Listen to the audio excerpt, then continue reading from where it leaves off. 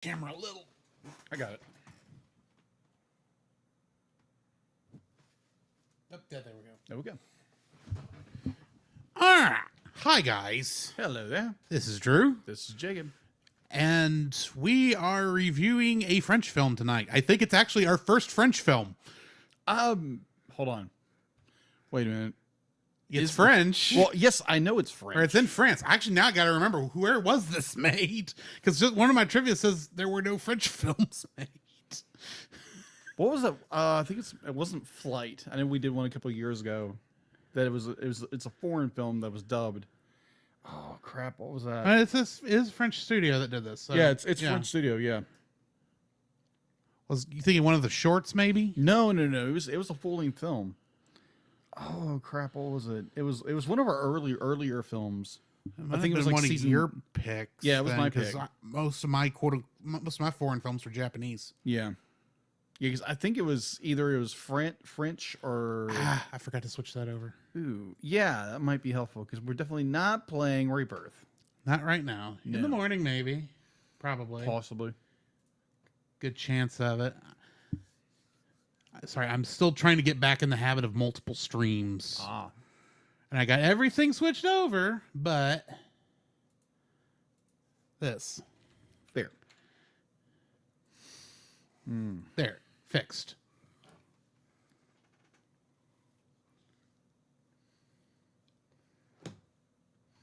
YouTube and Twitch has gone live. Probably Facebook getting a moment. Probably. Yep, we're live.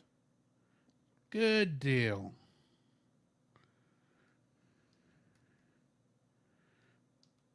And I'm going to do this because I've been meaning to start doing this for a while.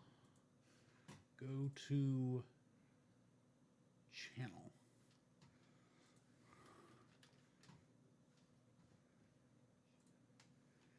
And open Discord. Since you usually share everywhere else. Yes. I thought I'd just grab this right quick. Can you put it on Discord? I can put a link. Good deal. There is a way to do it stream to Discord, but I hadn't figured it out yet. I gotcha. So bear with me there. It's all good.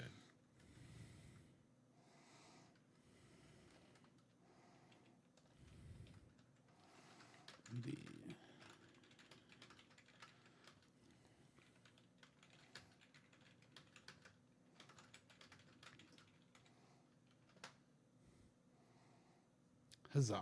There we go.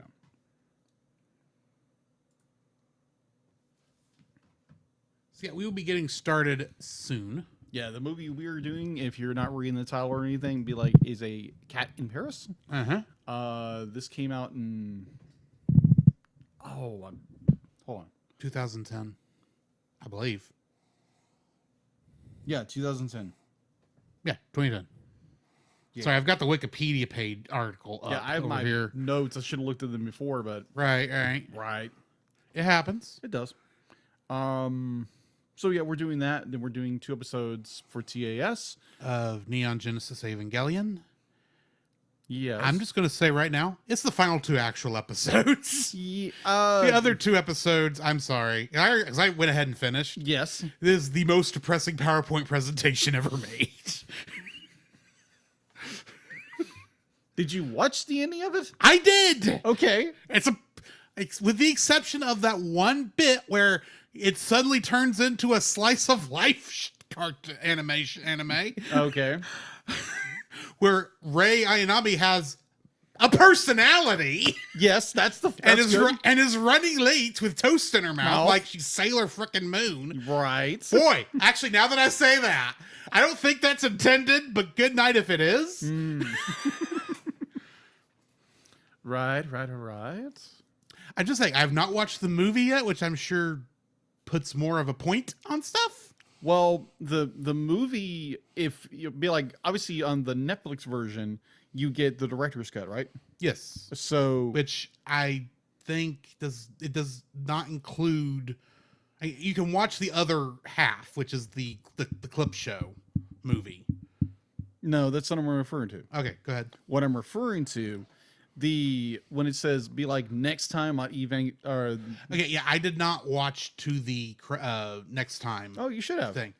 I didn't, because the thing automatically switched to the next episode like 2 seconds into. Well, it didn't even get to Ray twisting in the moonlight. It was just black, and then on this episode, ga doo da doo dee da doo dee Yeah. doo doo da. Well, what I'm getting at Yeah. is if you watch through to the next episode, they show I don't want to say PowerPoint. It's not a PowerPoint. It is They show clips from the movie. yes, but they're more like, oh, come on. Spoilers? No, just I'm trying to speak and I can't speak. It's terrible. Hey, Paladin Pirate, how's it going? What's up? The Enthusiast over there.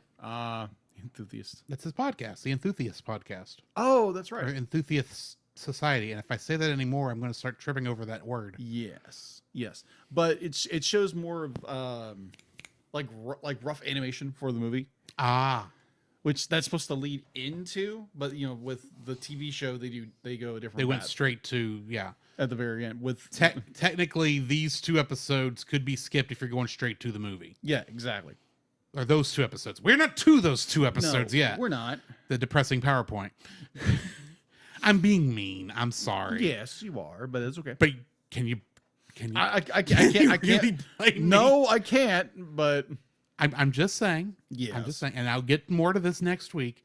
I understand why people were disappointed in the ending of the show. I get why you aren't, but I understand why other people are. It's not depressing. It really, it's all gloomy. It's not gloomy. No, and like everybody dies. Except, did they? We'll get to that next week. We'll get there when we We'll get there when we get there. Yes. After we've talked about the most controversial thing we've ever reviewed on this show, probably, which is ironic because I suspect we're going to watch it and it's not going to be that bad. Oh yeah, the next movie we're doing. Yeah, that's Yeah. next week. Yeah. So Rich, remind me, I need to get you that movie. Yes. And Kind of helpful to watch something if you can't watch it because it's been blacklisted. remind me, you have a way of playing. You have a computer you can plug a jump drive into, right? Yes. Okay, good. And then Yes, Paladin Pirate, that is exactly what we're talking about. zippity doo dot. Yes. My, oh my, what a wonderful day. All right. So yeah. So we'll get started in a few minutes. Let's people trickle in, and we'll get started on our review of A Cat in Paris. And A very non-controversial movie. no, it's very interesting. It's a very unique film. I enjoyed it. I enjoyed it tremendously. It was like, wow, I love this.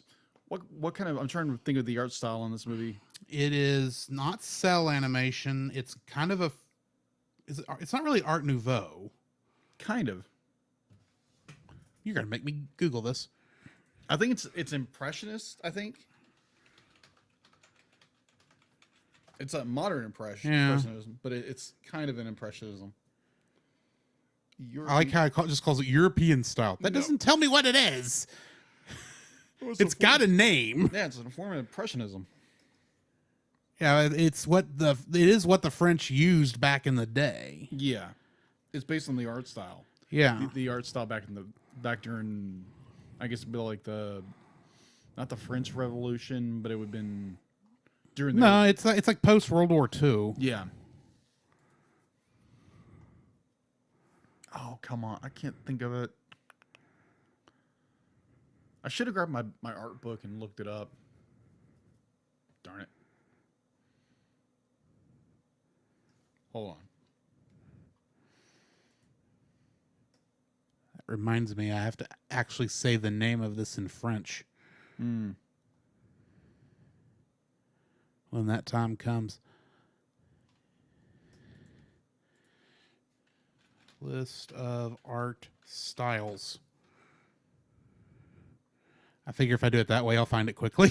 Yeah, expressionism. It kind of is expressionism. Yeah, that's what I keep thinking. It's been a while since I did any sort of art appreciation. Mm-hmm.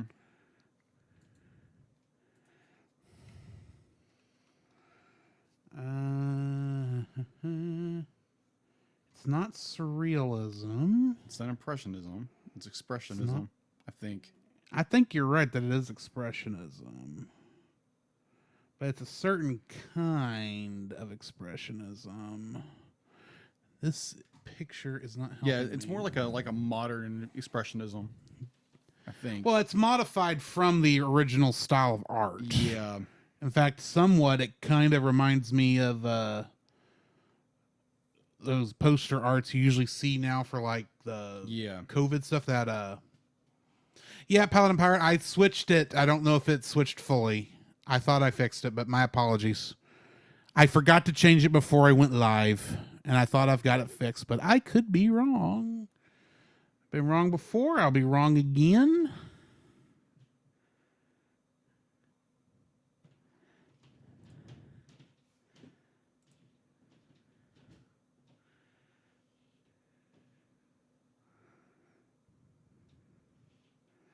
Okay, I can't find it. It's not being nice to me. My Google Foo is failing. Yeah, what I'm looking at is art movements timeline. That'll get me close. As animation noir. Yeah, but that's different than what we're talking about. Yeah, I agree. Cubism. Is it cubism? Let's see. I'm not saying you're wrong. It's just I didn't remember. Animation is described as like a New York cartoon version of Picasso's Cubism, which that kind of makes sense. Pinterest, you're being annoying. It's Pinterest. What do you expect? Maybe this will be easier. Open link in new tab.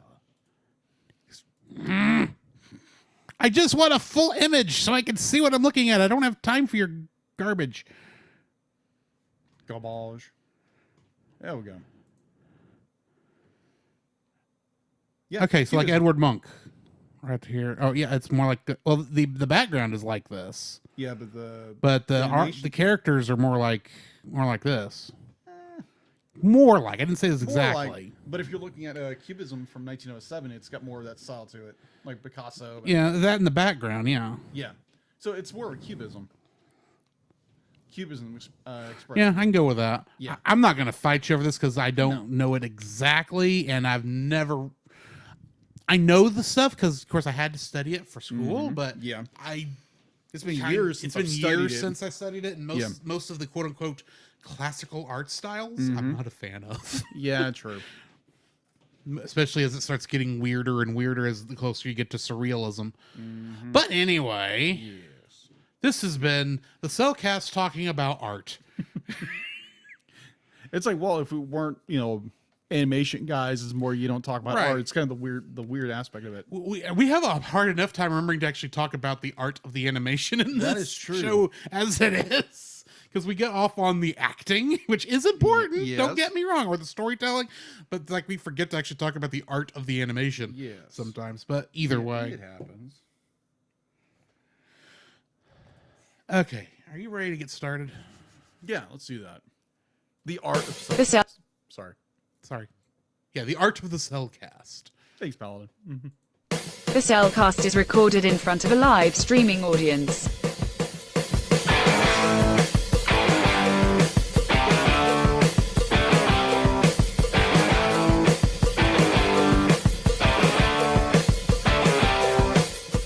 Hello and welcome to another episode of the CELcast. Joining me today is a man who, well, he just likes having his box of dead lizards. Welcome, Jacob. Yes. Why, thank you. Let me introduce our co-host, a man who decided he wanted to go jumping across rooftops with a cat. Welcome, Drew. Unfortunately, unlike the guy in this movie, the results were not that good. I cannot parkour. He can parkour. No, I can't.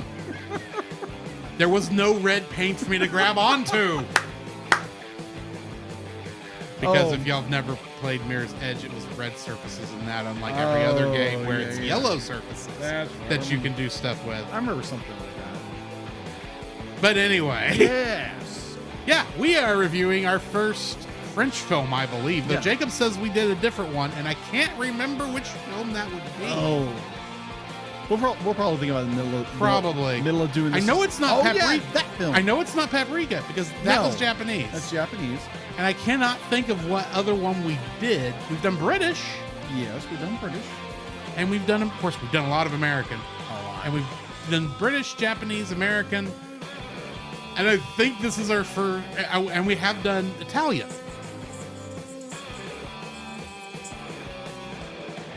On that note. Giving myself enough room to edit that out. But yeah, so yeah, we're reviewing tonight A Cat in Paris. Yes. Or as I like to call him, based on his the way he looks with his black fur and red stripes, Shadow the Hedge Cat. Shadow the Hedge Cat. Because he looks a lot like Shadow the Hedgehog. Agreed. But anyway, he's just missing the air-powered rollerblades. I think rollerblades. I think Usher from the most recent Super Bowl that came out was. I was barely even watching his thing when we were there because it's like I apparently don't know any of these songs. Wow, I knew a lyric every once in a while. Yeah, so probably a chorus that maybe I heard on the radio somewhere. Yeah, but I'm listening to it. It's like, wow, I didn't realize this was all this guy, and I didn't realize how much I didn't like this. But yeah. Yes. Moving on. Yeah, moving right along. Dig-a-doom, dig-a-doom. Are you ready to jump into the spoiler-free section? Yes. Certified fresh and spoiler-free. This is my first viewing. It was Jacob's pick in this one.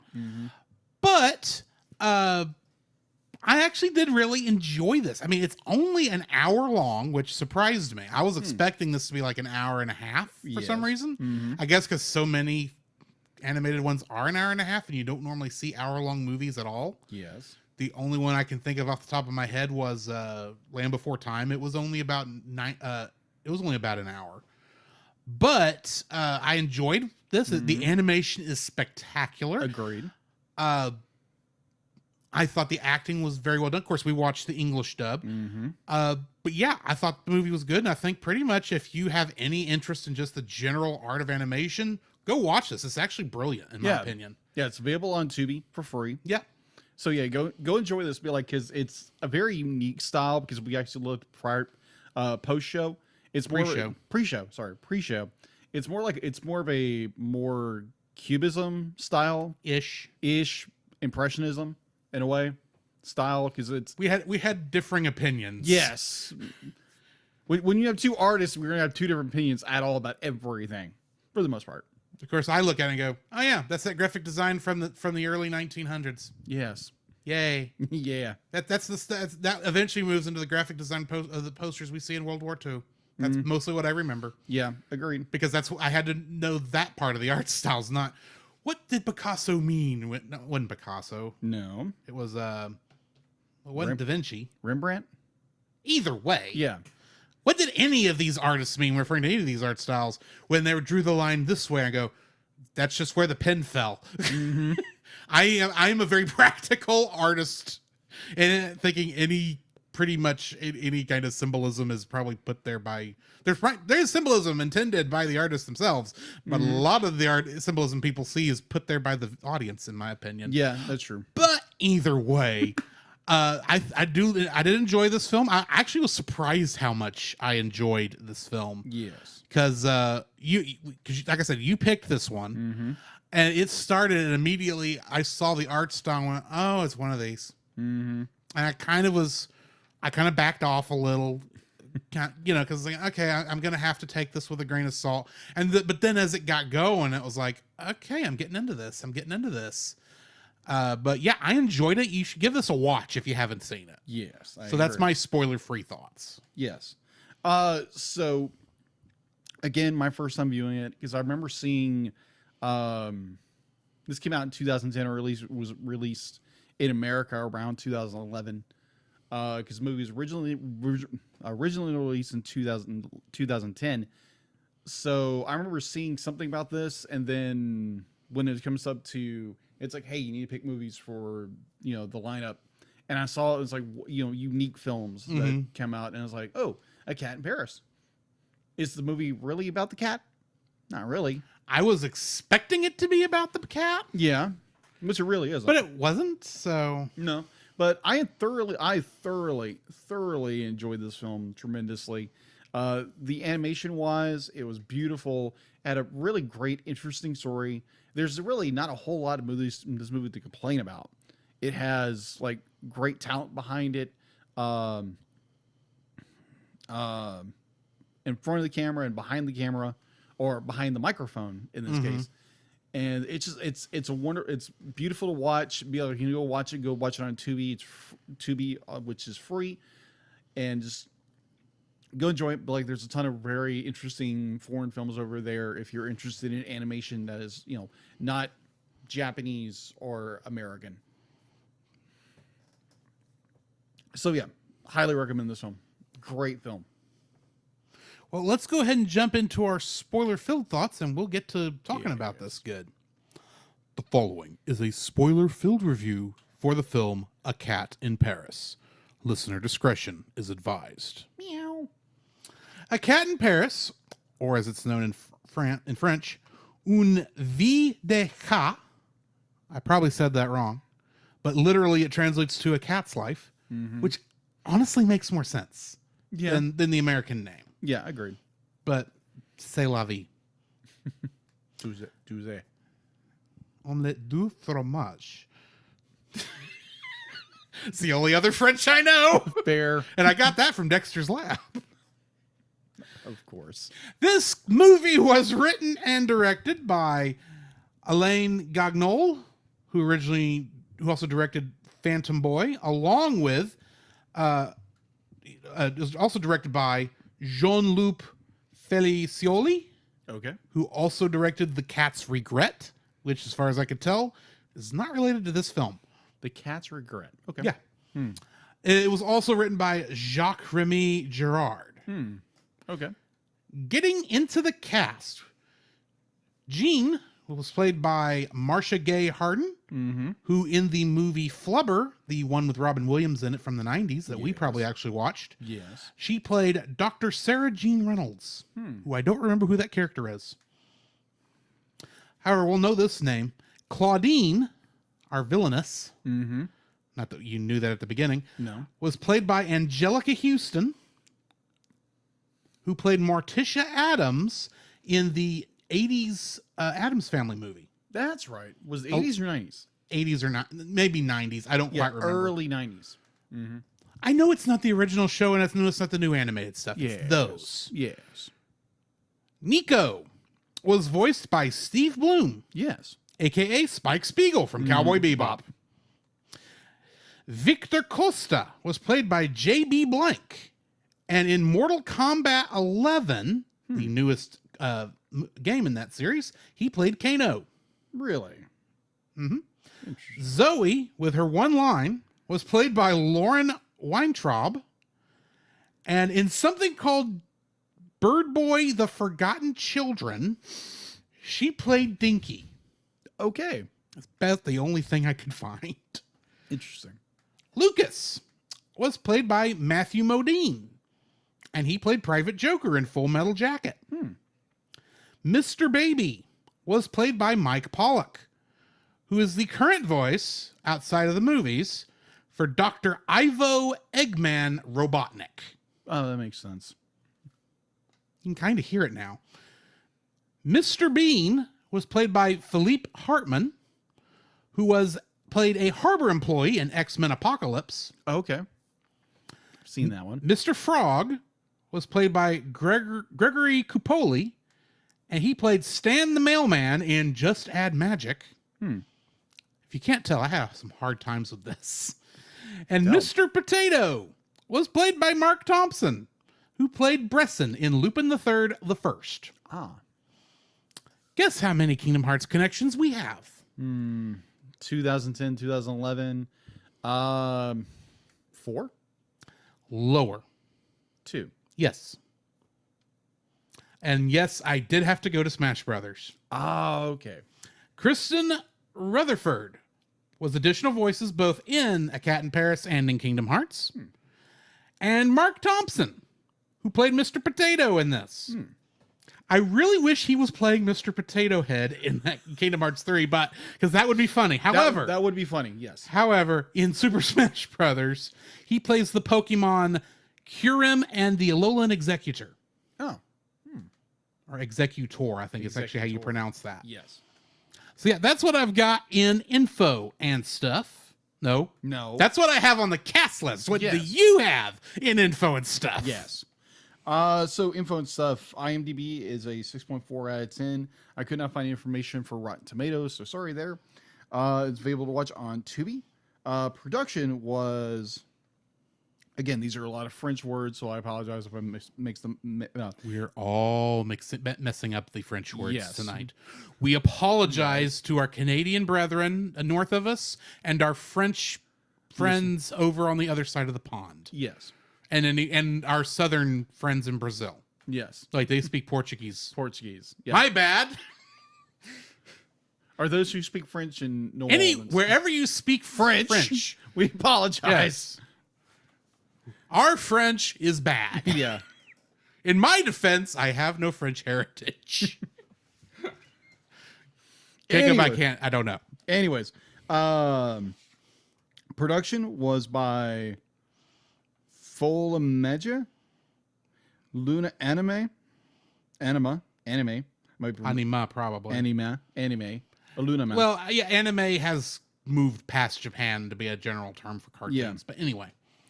Let's see. Serious cartoons. Yes, serious cartoons.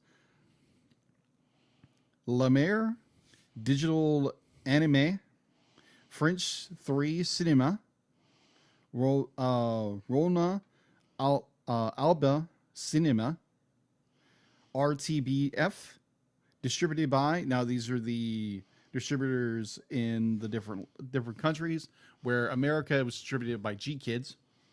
Probably the easiest name to pronounce. Yes, you're not kidding. So in French, it's Gabelacook Films. Let's see. In Belgium and Netherlands, it was Benflick Film Distributor. In Switzerland is Argo Films, and here in the United States it is G Kids. All right, runtime was 64 minutes. The release dates. Its first release was October 14th, 2010, and it was first played at the Saint Gobain Cine Junior Film Festival. Then the same day, and not the same day, but a month later, on December 15th of 2010, was in Belgium, France, and Netherlands. And then on December 22nd in Switzerland. Box office. Here in the United States, that's the only ones I could find for this film, because apparently it got a theatrical release here. I can't find anything else in this film, so this is all we got. Let's see. It never gave me a budget, so let's see. Its opening weekend here in the United States was on June 3rd, 2012. Sorry, I bumped a button. Opening weekend in the United States, Canada, it grossed. Hang on. Start that sentence again. Got it. Its opening weekend was on June 3rd, 2012 here in the United States. It grossed $34,000 and change. Its gross here in the United States and Canada was $309,973,000. Its worldwide gross was $2 million. There's no release, no information was available for home release, nor any sequel information. So that is all I have for you on info and stuff. All righty. Getting into the summary. A black cat with red stripes leads a double life. During the night, he accompanies a cat burglar named Nico, who calls him Mr. Cat, who performs heists to steal jewels. During the day, he lives with a girl named Zoe, who calls him Dino. Zoe, who lost her voice after the loss of her father, has become distant from her mother, Jean, who works as a police superintendent and is looked after by a nanny named Claudine. Nico gives Dino a fish-shaped bracelet, which he passes on to Zoe. At the police station, Jean briefs her colleagues on protecting the Colossus of Nairobi statue, which cost her husband his life at the hands of the notorious Victor Costa. Victor Costa intends to have another go at the statue while it is being moved, with help from his code-named accomplices, Mr. Baby, Mr. Hullet, aka Mr. Bean, Mr. Grenouille, sorry, I don't know my French, Mr. Frog, and Mr. Patate, aka Mr. Potato. Back at home, Jean takes interest in the fish-shaped bracelet and brings it to her colleague Lucas. Lucas deduces that the bracelet matches up with burgled items from Rue Mouffetard. That night, Zoe sneaks out of her house and follows Dino. She spies Victor's lot and finds Claudine is working for Victor and has been gaining insight on police movements. Zoe is spotted but is rescued by Nico. Nico takes Zoe to hide in the zoo, but Victor's gang picks up her trail. Zoe escapes in a boat. Lucas finds a lead on the robberies, trailing directly to Nico's residence. When Nico returns to find Zoe at his place, he is arrested by Jean and Lucas, presumably having kidnapped Zoe. Jean leaves Zoe in Claudine's custody and goes with Lucas to find Victor. Unable to convince Jean that Lucas of Zoe's predicament, Nico escapes in order to find Zoe. Jean is able to confirm that Nico's claim about Zoe is true. Claudine has taken Zoe to Costa's house, where she is locked away. Thanks to Claudine's perfume, however, Dino follows the scent and leads Nico to the house. Nico is able to whisk Zoe away after he cuts the power and dons his night goggles. Jean pursues Nico and Zoe to Notre Dame. Nico falls while trying to mislead Victor, but is saved by Jean, who has just arrived at the scene. As Victor captures Zoe, Jean, with Nico and Dino, come to the rescue. Nico has to save Dino when Victor pushes the cat over the edge of a nearby crane, leaving Jean to confront Victor. Plucking up her courage, Jean saves her daughter and strikes Victor, putting him in a hallucinatory trance. Before Jean can help Victor, the gang's leader swings from the crane, to which he imagines is the Colossus of Nairobi, but falls to his death to a truck below. The rest of the gang, including Claudine, are arrested and Zoe regains her voice. Nico reforms himself, gives up thievery, and becomes a member of the family. Not that they actually said that. While Dino becomes the household pet. Nico gives Jean a snow globe with the Cathedral of Notre Dame in it as a Christmas present. Getting into the trivia for this. The film was one of a number of movies that were in competition at the 2012 Academy Awards that was related to France or French culture in some way. The films including The Artist, 2011, Hugo, they're all 2011. Hugo, Midnight in Paris, The Adventures of Tintin, Puss in Boots, Rise of the Planet of the Apes, and, of course, A Cat in Paris. Interestingly, though, there was no French film nominated for the Best Foreign Film Academy Award in 2012. When code names are assigned, one of the men is called Mr. Hullet. This is a reference to the character that was created and portrayed by Jacques Tati, who Rowan Atkinson cites as an influence for his creation of Mr. Bean, which is why that character is known as Mr. Bean in our version. That makes sense. In the 2012 interview with Animation World Network, Alain Gagnon spoke about the importance of the hand-drawn animation technique for the film. The animation is handmade on paper with erasers and pencils. I'm afraid that we are some kind of dinosaurs of animated movies. Hand-drawn animation is kind of a tradition at Fulimagi. We use computers for the line tests and coloring process, the editing, etc. But until now, we keep on drawing on paper. Even the lights on the characters are hand-drawn, which is demanding a great amount of time and work from the coloring team. It is also an artistic choice. We are very fond of the sensitivity of the handwork. We even enjoy some of the flaws, as long as we can feel that there is someone behind the drawing on the screen. Life is not perfect, unlike the computers. And that's all I've got for the trivia for this. Nice. what is your first like for the film? My first like normal in these reviews is gonna be the animation. The animation is so unique because they use such a unique art style, which we've kind of determined it might be more of a cubism impressionism. Something like along those lines. Be like, you might be like, no, it's this. Be like, light up the comments section. Yes, tell us how stupid we are for not obviously understanding which type of art style this is. Yeah, because neither one of us really could agree. Yeah, be like, if you know what kind of art style this is, please let us know down in the comment sections wherever you're listening or watching this.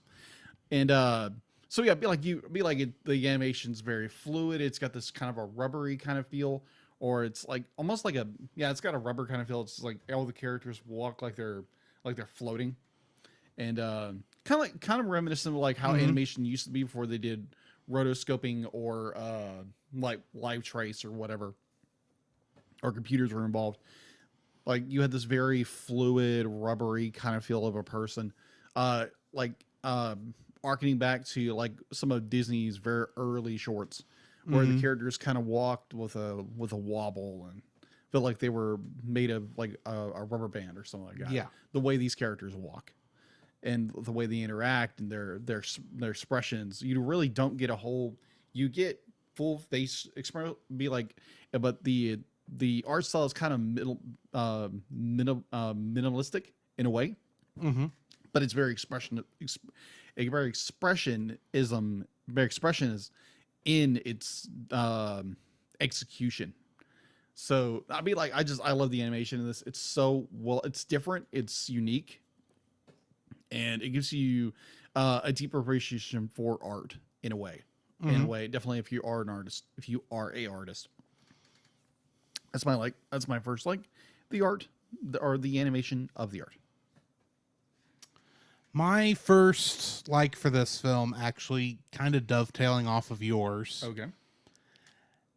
Yeah, it is the art for this. The animation in this is so creative in places.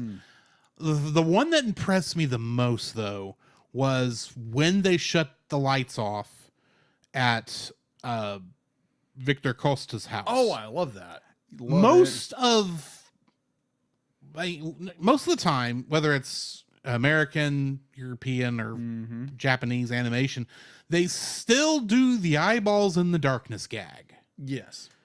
It's not that it's a bad gag, but it is the most overdone gag. Agreed.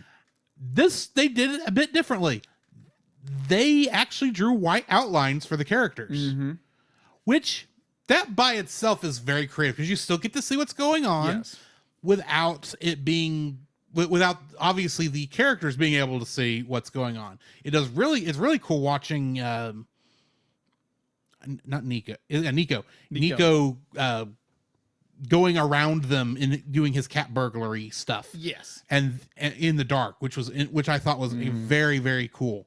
But the part that I thought was the coolest was the effect when one of the criminals finally gets his lighter to light.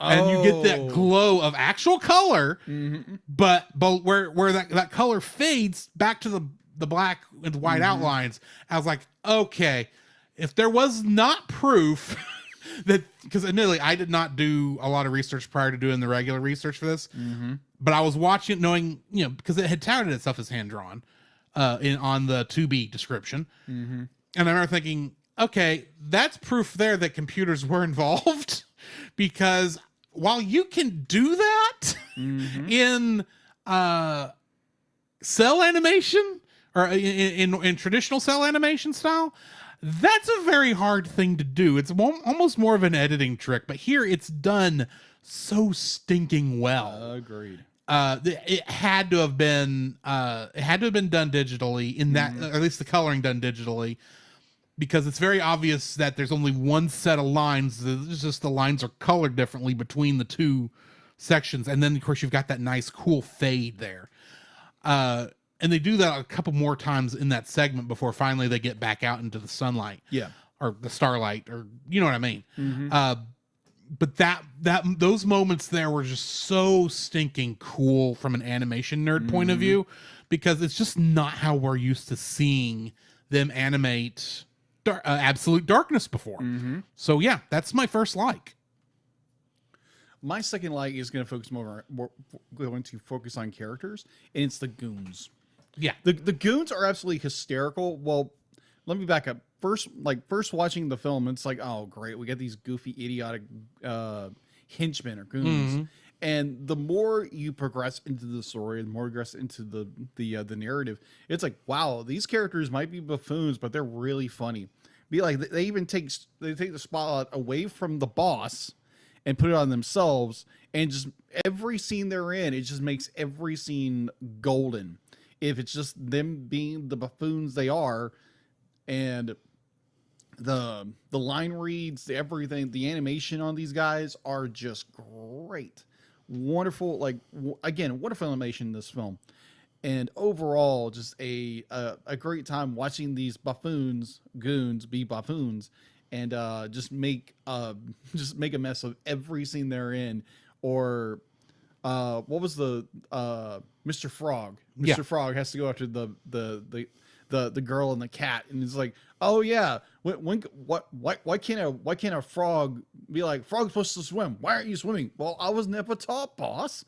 Can you teach me? And dunks him again.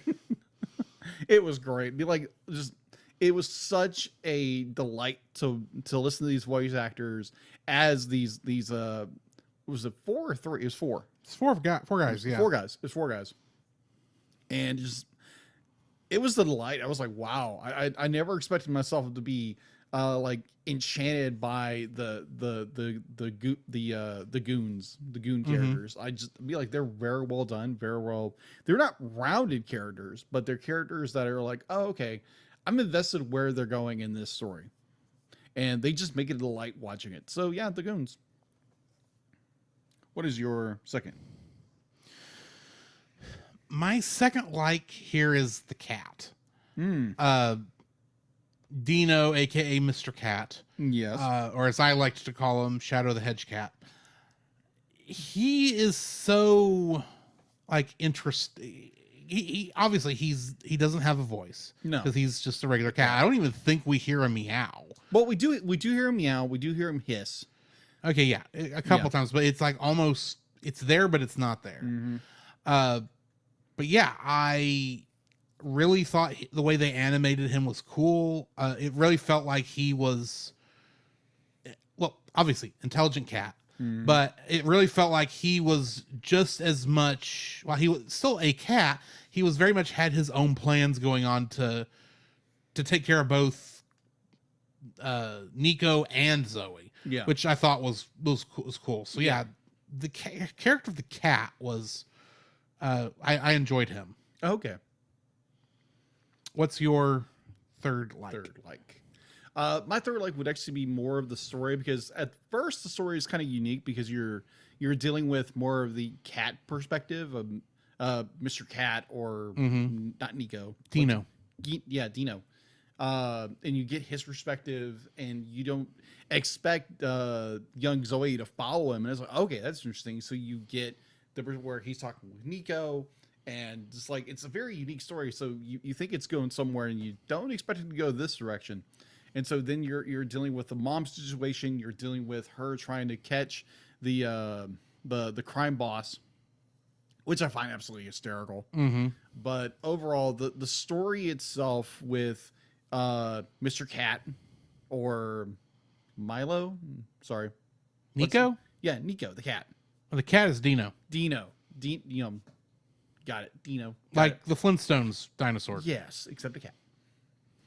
Yeah, so yeah, I enjoy the dynamic of the story, because you're following all the characters, and they all kind of just merge into the third act of this film, where they're all kind of everything's kind of colliding, or what's the word I'm looking for? They're synergizing onto, one. Colliding is a good word. Yeah, for colliding. The story's colliding into itself, and with a lot of storytelling, they're trying to wrap the third act up, and they're kind of missing here and there. It's kind of disjointed. With this movie, it's not, because you're literally following all these different characters around, and they collide into each other. They merge into that third act, And the third act is great. The third act is wonderful. It is a wonderful piece of art. I'm going to say this movie is art in so many ways. It's very well storyboarded and told and voice acted. Definitely in the English dub. Yes, the English dub. But yeah, it's a beautiful film, story wise, characters, everything. It's a great film. What's your third? My third like for this, I like how it wraps up because I mean it very easily could be, oh, thank you for saving my daughter. Now you're going to jail for all the crimes that you've committed. Exactly. It could have gone that way. That's what I kept thinking. I'm thinking this is not going to turn out good because I mean it's a Kobayashi Maru scenario, right? When you're dealing with for Nico, because Yeah. he can either A, save Zoe and probably get arrested, right, or B, escape and Zoe gets sold to the highest bidder, basically. Yeah. That's kind of where I was afraid it might go at one point. But so yeah, he's in that Kobayashi Maru, that no-win scenario, and his character comes through where he goes and saves Zoe, even though it's probably going to result in him getting arrested, and thankfully he doesn't. Very true. So I know that my description says he reformed, but there's a part of me that's thinking, no, it's just his new wife is just looking the other way. Yeah. He apparently he's found content. He's content at least. Of course, we're never understood why he was stealing in the first place, because it really didn't feel like he was stealing for money. Yeah. It really felt more like he was stealing for fun, for lack of a better term. But yeah, that's my third like, is the fact that this actually ends well, even though because it could have ended badly for everyone. Agreed. So yeah, but now we need to get into our dislikes. Yes. What's your first dislike? There again, I don't have a whole lot of dislikes for this film. You did point something out that kind of made more sense. You have Nico, who we really don't understand why he does this. He just, like, it's maybe more of an assumption that, oh, he's just a cat burglar, that he steals just for himself. Or I'd be like, I would have loved to see more of, like, maybe he's trying to get money for his mother or something like that, or a sister. I would have even gone from a stealing from the rich to give to the poor in a way. Like maybe he was stealing all this high-end art, not because he's an art fan, but selling it and then giving all that money to charity. I can see that. But there's no real explanation in the film. Be like, yeah, for the mother and the daughter, we get explanation, but for Dino, am I right? Dino? Yeah, Dino. We really don't get an explanation why he's a cat burglar. He's a cat burglar for a cat burglar's sake. And Dino is the cat. Nico is Nico. The Sorry, burglar. I'm getting these two characters mixed up for some reason. Cat burglar, bear. Minus one's voiced by Steve Bloom. Exactly. Yeah. So, yeah. Just, we really don't get Nico's story. We just, he's a cat burglar, and he does this for a living, and Mr. Cat shows up, and that's more of the plot device, what moves the story forward, but we just don't understand why. It's never explained to us at all. But, and like Drew said, it's more at the very end, like the settling down and becoming a family. And you have Nico, who's a cat burglar who apparently has reformed his ways, or is not telling it. He has quote unquote reformed. Yeah, he's reformed. He's been reformed, or he only, as far as his wife knows. Yeah, who's a freaking detective? Actually, I'm still going with the wife knows, but the superintendent does not. Yeah, the superintendent doesn't know. Same person. Yes, I'm aware. But yeah, that's about the only dislike I have of this film, because we're not really given an explanation why he cat burglars. Be like, it's not Selena Kyle who is just greedy and just wants money and fame for herself. Be like, Nico's just stealing for some reason. We don't get it. And he hides all his stuff in his apartment. Wow. Smooth move, X-Lax. Yeah. Smooth criminal, right? Chump. What's your first dislike? My first dislike for this film, I do not understand the whole hallucination at the end. If it really feels like they needed a Deus Ex Machina to end this thing. Yeah. Because it was starting to go kind of crazy, and all of a sudden he gets randomly hit by something, and all of a sudden he's hallucinating that the Colossus of Nairobi is coming to him. And I'm like, huh? Exactly. That is kind of a weird, because I guess they need to wrap the story up. Yeah, that's kind of what I figured. Because honestly, they had pretty much got to the end of the story at that point, and they needed to wrap it up, but they were stuck in this action moment that they couldn't easily get out of. True. And instead of having Victor Costa trip and fall to his death normally, they decided he's going to hallucinate that this Colossus of Nairobi is coming to him. Okay. That's the thing. That's a choice. Well, it's the Colossus of Nairobi. Nairobi? Yeah. Nairobi. Be like, that's the thing he's been seeking the entire time. And so I guess when he gets bumps his head, it's more like he believes that his desire is coming towards him, so he leaps for it. But he was okay. But here's the thing: Victor Costa was a fairly well-adjusted person. Oh, I agree. Before the hit, that hit that's causing them to hallucinate that the Colossus of Nairobi is coming towards him should not have gotten him stupid enough to jump for it. Oh, I agree. It's a stupid explanation. It's like as soon as he gets hit, he turns stupid. Yeah. It's like, oh, my Colossus, and dives off the crane. It's right. It's like, no. Find a different reason. I'm fine with him falling off the crane and hitting the truck, and that's how he gets took out. I'm fine with that. But what was the whole hallucination? The explanation thing was just not the best choice, in my opinion. Agreed. So yeah, that's my first. It's like, what's your second? I don't have a second or third. Oh, okay. Yeah. So how about it if you have any?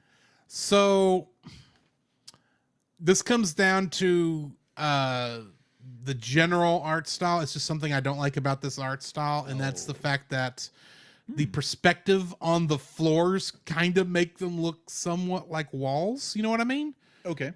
Like, it looks like they're walking up like a sharper incline than they're supposed to be. Right. And I have never liked that about this art style. Okay, fair. Grant, this is a nitpick. So, yeah. Fair. And the last nitpick, there is one instance of non-hand-drawn animation in this film. Oh, yeah. There is a point where somebody opens a door. Oh, okay. And I don't remember why. It's near the beginning of the film, because I think it's actually Claudine opening the door to Zoe's room, I think. Okay. And the camera is like zoomed in really close for some reason. And the way the door opens, that could have been hand-drawn. Possibly. Except I have seen, I'm thinking back to all of the Caps animation stuff we've watched over the years. Yeah. Where they have thrown in like a 3D drawn object that they then like somebody hand inked, So and then did the art in the coloring in the caps. I'm thinking, and where it's 2D. Don't get me wrong, but it's just a little too clean. Okay, fair enough. Almost it's artificial feeling. And I know what you're saying, Drew. It's a door. What does it matter that they took one little shortcut? I'm just saying. They said it was hand drawn. There's one moment where it's painfully obvious, if you've seen this stuff before and you know what it is, that it's not hand drawn. Exactly. And it kind of bugs me. Fair. And it's a nitpick. So I'm allowed to be a little off there. So yeah, that's my third and final dislike. Totally fair. What are you rating this film? I'm rating this a solid 9. All right. This movie is great. Like, again, art, it'd be like, this is a very artsy film. that relies more on its art than anything. It's got a good story. It's got great characters. It's got a great plot. The plot is around not really the cat, but the cat is the catalyst. See what I did there? Catalyst. Catalyst. To drive the story forward. And it's good. It's got a good conclusion. I do agree with Drew that to wrap the story up is to have our main villain get whacked on the head and immediately have a delusion and jump off a high place to his apparent demise. But yeah, overall, I love this film. I wish I could get, maybe at some point, maybe I can find it and actually own it. Because physical media is key, because we don't know how much longer we'll have physical media. So yeah, I'm giving it a 9. What about you? I'm giving this an 8.5. Oh. It's good. Don't get me wrong, but it's as good as it is. There's just a couple little tweaks that probably would have made it a little bit better. And some of it's just personal stuff. It's not quite a 9 for me, so I'm just bumping it down to 8.5. Fair. Basically. But yeah, that brings us to the end of this review. Yes. Next week, we have made a very controversial decision. Yes, we have. And the thing is, we technically made this decision in our first year. In fact, I think this was one of the original films we talked about doing at some point during our pre-show days. And we're finally doing it. We're finally doing it. And we're doing it because those who do not study history are doomed to repeat it. Exactly. We're going to be reviewing Song of the South, the movie that Disney is so ashamed of that they haven't put it out on home video in the United States ever. Except for, actually, I think there was a VHS copy once. There was a VHS release. There was a VHS release back in the 80s. Yes, but there's been no home video releases since then. Yeah, there were in America. In America, there were home release. Later there are DVD and DVD releases in Europe and Britain. Europe. I don't think it was ever released on Blu-ray. No, it never was. Because that became a worldwide ban at some point. But yeah, this is probably a mistake on our part. But like we said, who knows? This is something. This is an important for being the one film that Disney is so ashamed of. They won't even put it out there to make it easy to watch. It makes us curious to even watch it. It makes us curious to watch it. And we got to see what's so horrible about this film. Now, that being said, I do remember having a VHS with the Brer Rabbit cartoons that are part of this. I know I watched those. And I could be wrong, but I think I had a book of those Brer Rabbit stories back in the day. I don't know if I still have it. Well, I don't have it here in this apartment, but I don't know if it's still around. But yeah, that's all I really know about the film, other than there are live action segments that I've never seen. And from most of the reviewers I've heard actually review this film, it's mostly about slow moving racial relations in the United States. It's like, okay, we'll just see how this goes. Yeah. So join us next week for that. But in the meantime, we're going to be talking about what we've been watching, the news, and kind of maybe sort of, I don't know, the end of Emotional Damage? Possibly. We're getting close. This podcast is a proud member of Culture Box. Whether you enjoy geeky reviews, comedy, or original fiction, you can open up the Culture Box and find something excellent for your soul. Point your web browser to culturebox.media. This week, we suggest checking out... I get there. Didn't have this up for some reason. Womp, womp, womp. Playing Games with Strangers. Playing Games with Strangers is a family-friendly actual play podcast where indie voice actors get together and play tabletop role-playing games. You can listen to their adventures unfold as they roll dice, slay monsters, and have lots of fun. All at playinggameswithstrangers.com. The Cellcast would also like to thank the following patrons: Ashley and Francisco Ruiz, Book of Gaming, PaulJPowers.com, Edwin Gonzalez, and new this week, the Monster Island Film Vaults.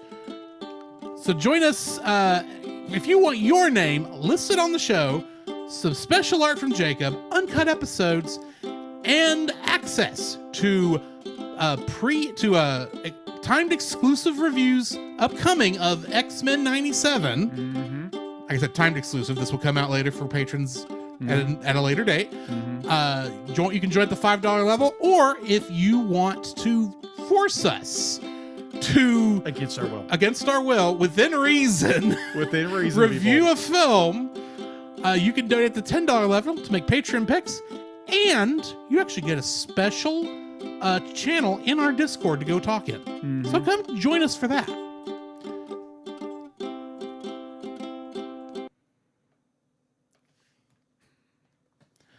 So, Jacob, I have a... Wait, what? So I was just going to... You were about to say something, I was and about that's to why I say stopped. Yeah, good. So I did kind of look up what Song of the South, if you were to buy a VHS version of it. Most of them, they're running between $120 to $200 on eBay.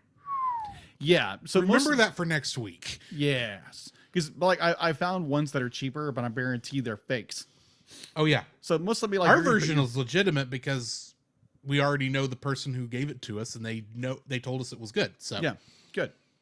Anyway, so Jacob, I have a question for you. I might have an answer. What have you been watching? What have I been watching?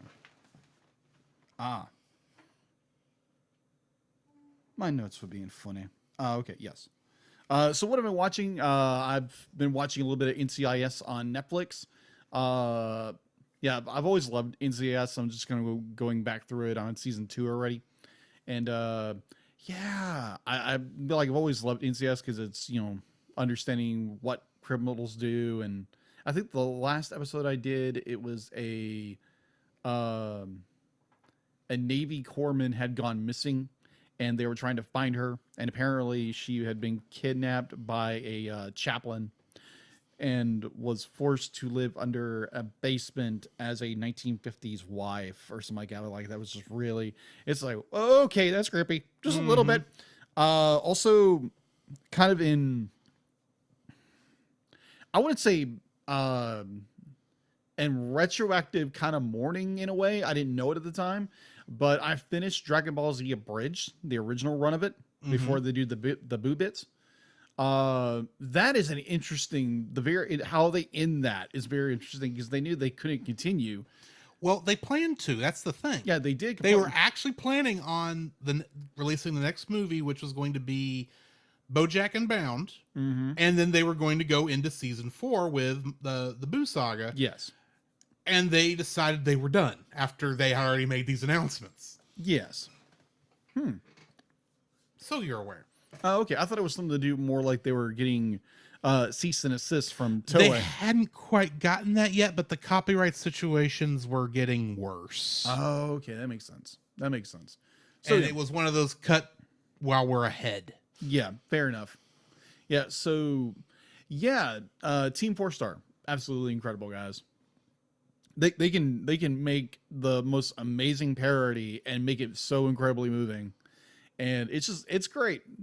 It's just the way they make Goku is absolutely hysterical. But overall, amazing. There may be in the future some coverage of this. We'll see. Yes, we will see. We shall see. And I've been listening to ever since, kind of like walking back and forth from work, and with a car issue that I'm not going to go into here in the show. I primarily listened to a new podcast I recently discovered. It's from the Super Carlin Brothers YouTube channel. They do everything Harry Potter, and they're going through the Harry Potter book series through what the podcast called Through the Griffin Door. Right now I'm halfway through Philosopher's Stone, or Philosopher's Stone. And it's good because these guys have a enormous encyclopedia of knowledge of the world of Harry Potter. And it's really interesting hearing these guys because they are very professional in how they do everything. And so it'd be like if you want to listen to something like some people go through chapter by chapter of Harry Potter, I think they're right now, I think they're in the middle of the Chamber of Secrets, I believe. So I'm halfway there. So, and what they calculate is probably about 4 years until they get to the very end of Deathly Hallows. So yeah, looks like an interesting ride for the next 4 years to listen through those books. So yeah, that's what I've been listening to. So what have you been watching, listening to, or most likely playing? Well, there has been some playing. Yes. Of course, Persona 3, I have slowed down a bit on that because my schedule has kind of changed up a little. Not a lot, but with me getting a little behind on editing, I have not played as much Persona 3 Reload as I would like to. And of course, as y'all know, Saturday mornings, I am playing, starting last week, Final Fantasy VII Rebirth. So join me in the morning for that if you are watching live, or every Saturday morning for the foreseeable future, with exceptions because life happens. Yes. Also, last Saturday after I got done with the stream, I went into town and saw Dune Part 2. Yeah. How was that? It was a good film. Okay. I enjoyed it. It's as someone I did read the book beforehand. I read the book before watching Dune Part 1. Exactly. And it's been a hot minute since I read the book. And this technically is my third Dune film because I've also watched the 1980s version, which is a trip. In which we reviewed on Movie of the Week podcast. Movie of the Week heist we did. Actually, I know we reviewed it. I have no idea if that was an episode that actually got released. Let me check. But either way, yes, because there's a couple of those we didn't get released for one reason or another. Yes. And I don't have access to those files. Yes. But I watched that. It was a very good film. And then let's see. Of course, I'm listening to I am listening to a book on tape. Okay. It is the 7th book, I believe it's book 7, in the Fred the Vampire Accountant series. Huh. The book is Posthumous Learning? No. Hang on. This won't take long. I just got to get to my thing here. Posthumous Education. Okay. What was that? Okay. So I'm currently going through that. I'm about 3/4 of the way through that book. And that's if you've not read the Fred the Vampire Accountant series, I actually suggest that it's kind of cozy in a weird sort of way, with vampires and dragons and such. Okay. It's like the only urban fantasy I like. Okay. It's the best way I know how to put that. Also, last week when I was over at Chase's, we watched some. What was the name of that show? Deela cut that. I don't remember the name of the show. But right before Jacob came over, yes, and you've already hinted at this, yes, because of some sad news we got late last night. I felt the need to finally do what I've been debating doing for the past year or two. So a little boy looking after shiny balls. I decided to restart watching Dragon Ball, starting with the original Dragon Ball anime. And I don't know if I'm going to go through the whole thing, but rewatching these first couple episodes tonight while I was getting ready, I was like, there is just something about this show that, granted, the original Dragon Ball, I know why I originally was not that big a fan. Yeah. At this time, mostly because half of it was getting cut out by the censors. That is true. But watching the uncut version, which you can kind of tell when you move into the censored version when you move back out, because they only recorded one English dub. Well, they recorded the censored version first, then they went back and cut in all the lines that was uncut. So in one scene, it's about sandwiches, and in another scene, they're talking about something else. Let's just say that. And so that's kind of a little awkward in that, but I'm enjoying going back through that. And I think I'm going to try to go through the whole thing, and I'm debating whether or not. Okay, so I'm enjoying doing the Kingdom Hearts untangling, but at the same time, I'm like, I don't know if I want to continue. Okay. And so I'm thinking of maybe switching gears to doing something else, maybe Dragon Ball related under the current circumstances, but we'll see. Okay. I don't know. But we'll come back to that at a later point. Okay. So I want to make a real quick point because we mentioned Dune, because we did do a review on a Movie of the Week podcast, which we did for about a year and a half. Yeah. With my brother Jim. And it actually was released. So if you want to hear our thoughts on the original Dune from 1984, go find Movie of the Week podcast and wherever you listen to podcasts, and go listen to that. And just go check out what we thought of that movie. I still need to see part 2. It was good.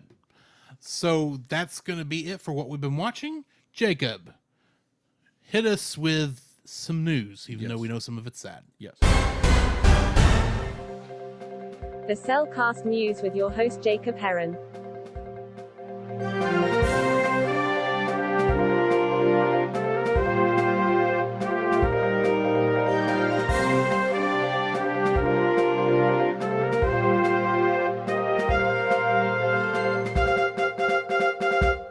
Why, thank you, D-Lit. And going into news, yes, obviously we have to start off with the big news that came out last night. And it's sad to hear, but Akira Toriyama, the acclaimed manga artist behind the global phenomenon Dragon Ball, Dragon Ball Z, and all the Dragon Ball series. Along with Chrono Trigger and Dr. Sludge? Dr. Slump. And then he was also the major art director for the Dragon Quest series of video games. Yes. He died last night at the age of 68, according to the official Dragon Ball website. The artist died from an acute subterranean. Did you say he died March 1st? No. Because that's when the thing I read said he actually died March 1st, and they just now are announcing it. Oh, okay. Gotcha. That's kind of a Japanese thing, because they want the family to have a grieving time before they do a public announcement. That is understandable. So apparently he died March 1st. Yeah. From an acute hematoma. Acute hematoma, which is a blood clot on the brain that usually forms after an accident on March 1st, that his funeral has already been held by close relatives. So, yes, we lost a legendary icon of artist and manga creator in Akira Toriyama. And he will be missed, but his legacy will continue through Dragon Ball, Chrono Trigger, and all the other supplemental creations the man ever did. And for an artist who is on Twitter /X, whatever you want to call it. Key. Okay, key. So the amount of artists that I follow on there, there's so much love and adoration for the late Toriyama. It's not even funny, just amazing art. People just how much they appreciated his art, what inspired them. I think Toriyama inspired me with with Dragon Ball Z primarily, because I remember either after school, Toonami, or during football practice, someone would bring in a VHS of the most recent episode, and we'd watch that. And I think it was during the Cell Saga or Frieza Saga or whatever, and that was just amazing. So yeah, Toriyama. I'm going to say Toriyama will be truly missed, but his legacy and his creation will live on. So he shall be truly missed. So on a little more brighter note, let's talk about some Shrek 2. That movie's already out. Yes, I know, but apparently Universal and DreamWorks Animation announced that a U.S. theatrical re-release of the Academy Award nominee Shrek 2 in celebration of the film's 20th anniversary, apparently will be released nationwide on April 12th. So if you loved Shrek 2, which I love Shrek 2, I thought it was a great movie. It surpasses its predecessor as a film. And Shrek 2 is actually the better film, in my opinion. Agreed. And you get Puss in Boots. Puss in Boots.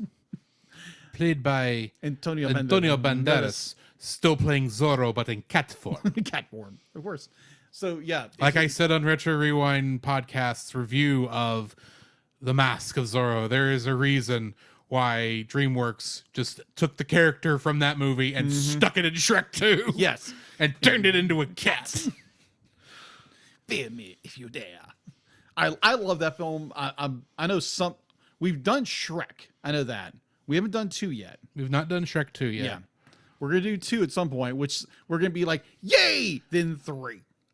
3 was terrible. Here's the thing. I am not putting the Shrek movies on the list. I'm leaving that to you. Okay. So when you're ready for it, we'll do that. Okay. We'll go, yay, Shrek 2. Shrek 3 is just... and then Shrek 4, after DreamWorks decided in marketing that they were going to change the name of all their movies to something shorter that's for them to say. Mm-hmm. Just and randomly Shrek 4 change wasn't names. bad. Because Shrek 4 is technically named Shrek 4 Ever After. Yeah. But the guy in the commercial said Shrek 4, the final chapter. Yeah. It's like, that's not the name of the film. No, it's not. It's right there. But either or. So if you are a fan of Shrek 2, it's going to be in theaters on April 12th. So go get your tickets now. It's probably on Fandango or what have you. Wherever you buy tickets. Wherever you buy tickets, go buy them. Go enjoy this film in theaters. I think I would enjoy watching it myself. But there again, huge shout out to a listener and a fan of ours, Heather Morgan, for like all week she literally would just be shooting me messages about new trailer drop, this information about this, and this is, again, thank you so much, Heather, for your due diligence about looking up information about upcoming events, upcoming this and this and this. So thank you from the bottom of our hearts for doing that due diligence and sending it to me before I can say it to our fans here on the show. So thank you again. She is definitely our first run reporter. Yeah, you're not kidding. So that you can actually get this set on the show. Yes. So thank you again, Heather. Yeah. So Disney Pixar announced on May 7th, which was yesterday, unveiled the newest trailer plus new images for Inside Out 2, which welcomes new emotions into now teenagers Riley's mind. If you don't remember who Riley is the young girl which the emotions are from. So if you need a quick refresher, we've already done an episode over Inside Out. So go find that in your favorite podcast feed or directory and go listen to it and let us know what you thought of our review of Inside Out 2. Going on a little bit more, this is regarding Kung Fu Panda 4, with Jack Black ready to make his triumphant return as the black and white hero of a panda to Kung Fu Panda 4 this Friday, or actually the day on March 8th, the night of this recording. So if you are a fan, you are probably in theaters right now watching Shrek 4. No, we're talking about Kung Fu Panda 4. Skadoosh. We need to do some more of those too. Yes, we do. Well, I think I got Kung Fu Panda 2 on later this year. Probably. Critics have weighed in on the skadoosh worthiness of Poe's latest adventure. Fans of the DreamWorks franchise and those carting the next generation of younger moviegoers to cinemas will be glad to know that the reviews of our promising a solid live-action action-packed family adventure that follows Poe of the Kung Fu Panda franchise. The fourth installment of this has earned a 77 on Rotten Tomatoes from 38 critics reviewed so far, with a more mixed rating of 54 with Metacritic, 20 critics reviewed. In comparison, Kung Fu Panda 3 in 2016 holds a 87% critical rating and a 79 audience score. Kung Fu Panda 2 in 2011 has a fairly close ratio of 74, and the original Kung Fu Panda 2008 is still kicking it with a 83 comparison. The three previous films have taught up $1.8 million in the global box office. So again, last bit of news for tonight. Thank you again, Heather. Before you do that, okay. I want to say mention I just saw the greatest headline for Kung Fu Panda 4. Okay. This is from Not the Bee, okay. that website. Okay. And it says, I watched Jack Black sing Hit Me Baby One More Time to promote his new movie, and now there's coffee all over my computer screen. Oh, that is perfect. That is perfect. All right. So anyway, last bit of news. This is regarding the second season of Monsters at Work on Disney+. The Emmy-winning animated series Monsters at Work, which is inspired by Monsters Incorporated and Monsters University, is getting a second season. It's returning for a second season with a 2-episode premiere starting on Friday, April 5th. 8 p.m. Eastern Standard Time on Disney Channel and Disney XD. Subsequently, it will be moved to Saturdays with 2 more episodes launching each week beginning at 10 a.m. Eastern Standard Time on both channels, leading up to the series streaming debut on Disney Plus starting on May 5th, which is a Sunday.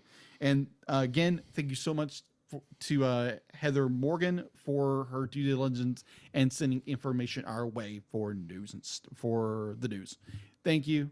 And that's all I have for the news. Really? What did I miss? I'm surprised actually that you have forgotten this and you didn't put it in your notes. Okay. You're the one who posted it to the Facebook page. About a certain movie that is going to be back in theaters the week we're reviewing it. Oh, that's right. The end of Evangelion. Which is not playing anywhere around here. No, it's not. It's just like, we got so close to Yes. actually being able to review a film while it's in theater. Yes. Technically. Yes. So if you are, I don't know if you want to say blessed or cursed. I honestly don't know because this movie is so mucked up. I'm guessing it is. Okay, so here's the thing. Yeah. If I had a choice between watching the end of Evangelion on my television screen or watching it in a movie theater. Yes. And if I had the choice, I mean Tyler. If it's playing in Tyler, that's the farthest distance I want to go. Yeah. I would do it. Okay, fair enough. I would see it in a theater.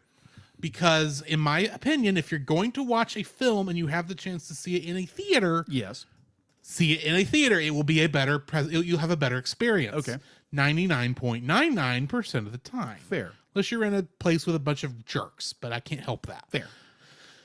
So yes, but more than likely, I'll be watching it on Netflix, and that's the other thing is that is probably the Netflix dub that they're showing. Yes, which is different than the dub you'll be watching for that film, I assume. Yes. I'll still be watching the original dub from ADV. Right. So, this will be a Japanese only. It'll be a Japanese language. Oh, so it's sub only. Okay. It's sub, I didn't realize that. Only. Yeah, it's only sub. So if it is in your neighborhood and you are a fan of Evangelion, or you're just more oddly fascinated with this film, go at it. And if you have a chance, let us know what you thought of watching this film that has never been showed here in America in theaters. Please let us know what you thought, and let us know. And because again, we'll be reviewing this film in 2 weeks. 2 weeks. 2 weeks. Literally, we'll have next week being Song of the South, and following that, End of Evangelion. Yeah. And the thing is, I placed Song of the South before I realized that I was placing it at the very end of our Evangelion run. Yes. And that we were going to be doing the end of Evangelion after that as a movie review. But either way. Yeah, so that movie is going to be in theaters right around the time we're going to be doing the review for our review for the End of Evangelion. So again, if you are capable of watching, there again, be like, if you haven't watched the series and you have no desire to go and you don't want to get creeped out about everything, do not go watch this film. Or if you're more interested, you'll be like, you have watched the series and you've seen the movie and you know what's going to happen, go watch it. Let us know what you think about all of the orange juice that's going to be spilled, as Drew has been saying quite often. Oh, that's a lot of orange juice. Fly me to the moon. That's a lot of orange juice. Anyways, so that is all I have for In the News. In that case, it's time to get to the orange juice and talk about the last 2 real episodes of Evangelion. Yes. Or really the last 2 episodes before the split. Yes.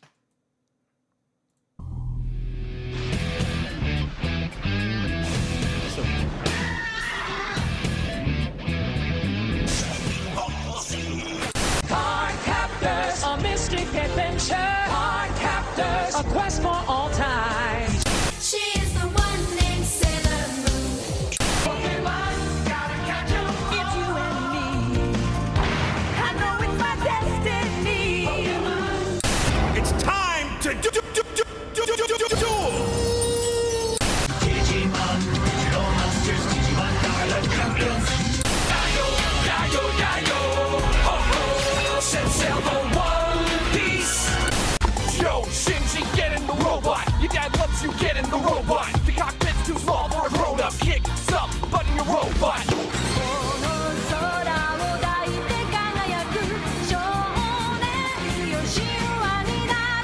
Emotional damage.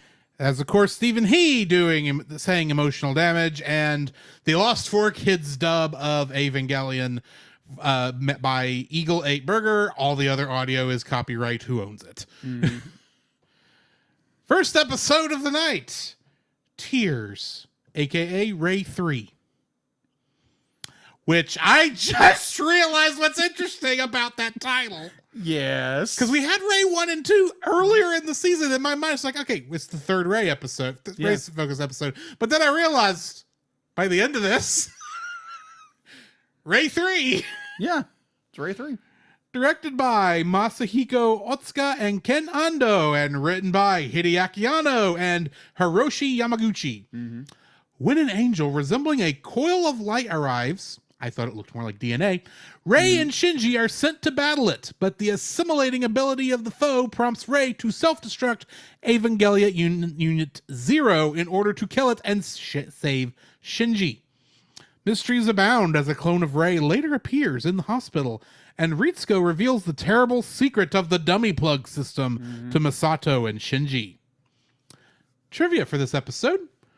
The angel that appears in this episode is Armizial. The differences between the on-air version and the director's cut. The battle with Armizial is much shorter. The Tower of Angels, the battle with Ava 01 and the scene of Ava Unit 1 and the scene of Ava Unit 0 transforming into a giant glowing ray are all absent in the on-air version. Ray's animation is much more cartoonish and less detailed in the on-air version. Her expressions may be considered more vacant and neutral. She's a doll after all. Ritsuko's expression can also be considered more neutral, and the expressions and the subtle animations that hint at her emotional state after her release are missing. There are far fewer rejected Avas in the Ava graveyard, and the Ray tank is much smaller. The version of Fly Me to the Moon in this is called Ray number 23, it being the 23rd episode, and it is 90 seconds long. Yes. And if I remember correctly, when we talked about this last night, you couldn't remember which episode this was because the next episode fills you with so much rage. Yes. But we'll get to that in a minute. We'll get there. What are your thoughts on this episode? This episode is very unique because you have, it's like, okay, we get this different angel. We get Rey trying to understand herself better. She's like, more conflicted with things.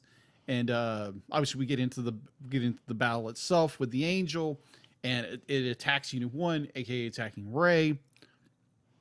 Asuka, who is literally can't sync with her Ava whatsoever because she is so down in the pit. Mm-hmm. And she literally can't do anything because she is so depressed, and her value is, she no longer has value, and which, to point, you do have value for a person who struggles with those thoughts. You do have value. So just a good friendly reminder, you have value. So you have Asuka really can't do anything. She's a sitting duck out there. They have to pull her back. Shinji is he's being Shinji like usual, like from most of the season. Except for those 2 episodes, just like, I'm the coolest guy ever. Oh my gosh. Yeah. He kind of gets humbled a little bit, but, yeah, this episode's very unique because there again, we get a lot of more like philosophizing and more introspective of Rey, because we normally don't get that from Rey. And I like it, especially when she sacrificed herself in order to save Shinji, because she has, to her, she's understanding. She has a very deep connection with Shinji. I wonder why. Yeah, you wonder why. And then you get the Ava Unit 1 explosion, and everything's and Ava Unit 0's explosion. Zero's explosion. And all the hush hush and be like, oh, we found the not the tube, the what do you call it? The dummy plug? The plug. The plug. Surprise, it's not a plug. Yeah. It's not a dummy. It's not a piece of computer. It is actually a live version of Rey in every single one. Yeah. It's weird, right? So, and then we get CEL's CEL, whatever. Arp, arp. This is not the episode they go nuts in. Oh, I thought it was. No, it's the next one with your favorite dude. Oh, yeah.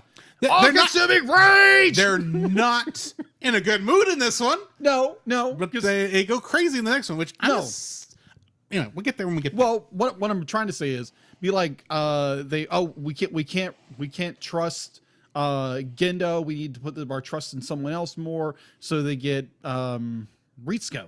They talk. Am I getting the 2 episodes? They're trying to get Rey, but Rey won't go. But they don't want Rey to go because Rey is recovering. So Ritsuko goes and stands in front of them buck naked. Yes. It's like, wow, Gendo never had to be naked. Oh my god. CEL, you perverts. Yeah, just a little bit. But a little bit, I won't say a lot. But it's in the episode because Ritsuko shows Masato and Shinji what the dummy system is, and what all the extra rays are, and how everything's really work. The Ava graveyard, which is like, it's like she says one Ava, but there's like multiple skeletons all over the place. Yeah. So yeah, obviously there was more. What was prior to Unit 0 was not the first prototype. No, but it's like, wow, this is a really dark episode. And good night, everyone's murderers. Yeah, and all except for Shinji. All except for Shinji. And now, for now, Shinji's kind of alone at this point. We'll get there.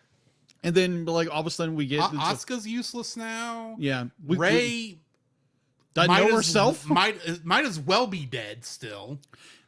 Somewhat. So here's the point with that. It's like we get the third Rey. And she goes back to her apartment, and she's like having this existential crisis, and be like, I haven't been here, but I know I've been here. I know these glasses. I know this smell. And she's literally wants to break these glasses, but she's kind of resistant not to. And so it's very interesting. So it's Rey, but it's not Rey. So This is the third version of Rey, which they've created over and over again. Gendo, you sick puppy. We're getting there. We're getting there. So that is all I have for episode 23. This episode is not really that bad. No, it's not. I would really say good. it's the last. Hurrah. It's the next episode is really the last one where it's like what I would call the last regular episode. Yeah, I agree. This episode is just very interesting. It's finally giving us a couple answers about who Ray is, which I kind of figured out some of this, especially with her in her dummy plug tube every once in a while underneath a giant mechanical brain. Yes. Well, I say it's a mechanical brain. May not be a mechanical brain. It looks like one. We finally actually no, it's that's in the next episode. Sorry. Yes. These do kind of blend together. They do. But this is basically the end of Ray's story.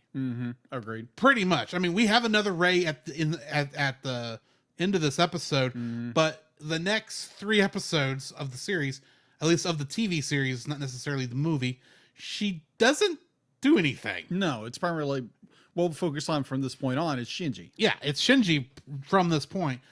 But Ray in this episode, this is based definitely it's we finally get explanations about her, the way she acts, why she's so robotic.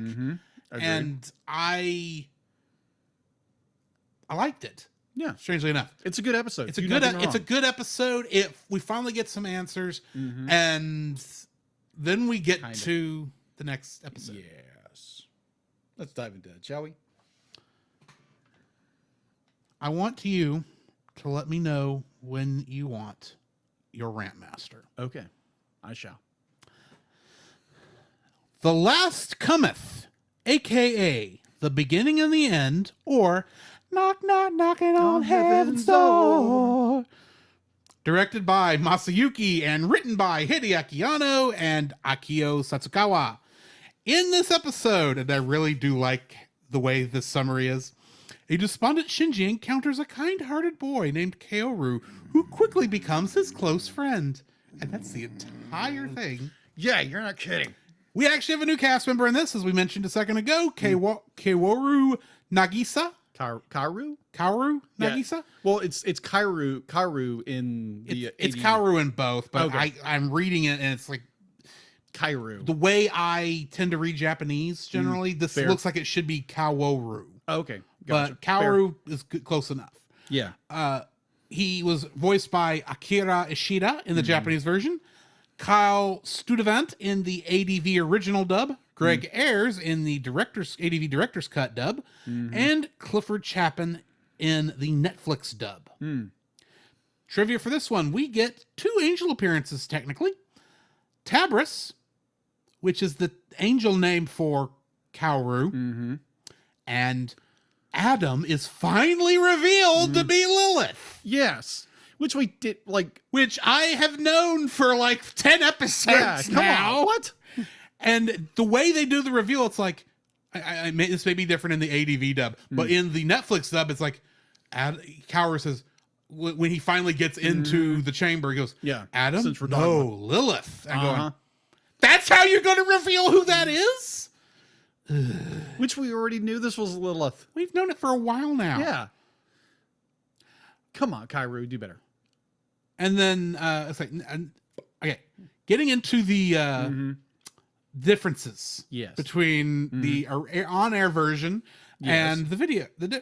Yeah. In the on-air version, Asuka's shocked expression after slapping Shinji at the news of Kaji's death, along with the spilled coffee pot that apparently is seen in the end of Evangelion, is absent. Yes. The brief appearance of the embryo of Adam is absent. Oh, that's right.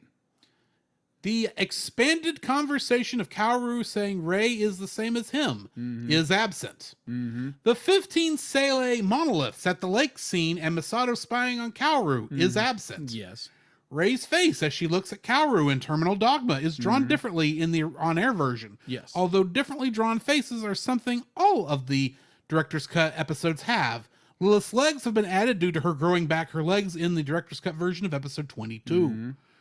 The next episode preview after the end of episode 24 is a preview for the video release version of End of Evangelion's first episode, episode 25, which consists of animatics of Asuka battling the MP Ava series, as well as Masato saying goodbye to Shinji. Yes. The video version of 26's next episode preview is shown after Air's video version.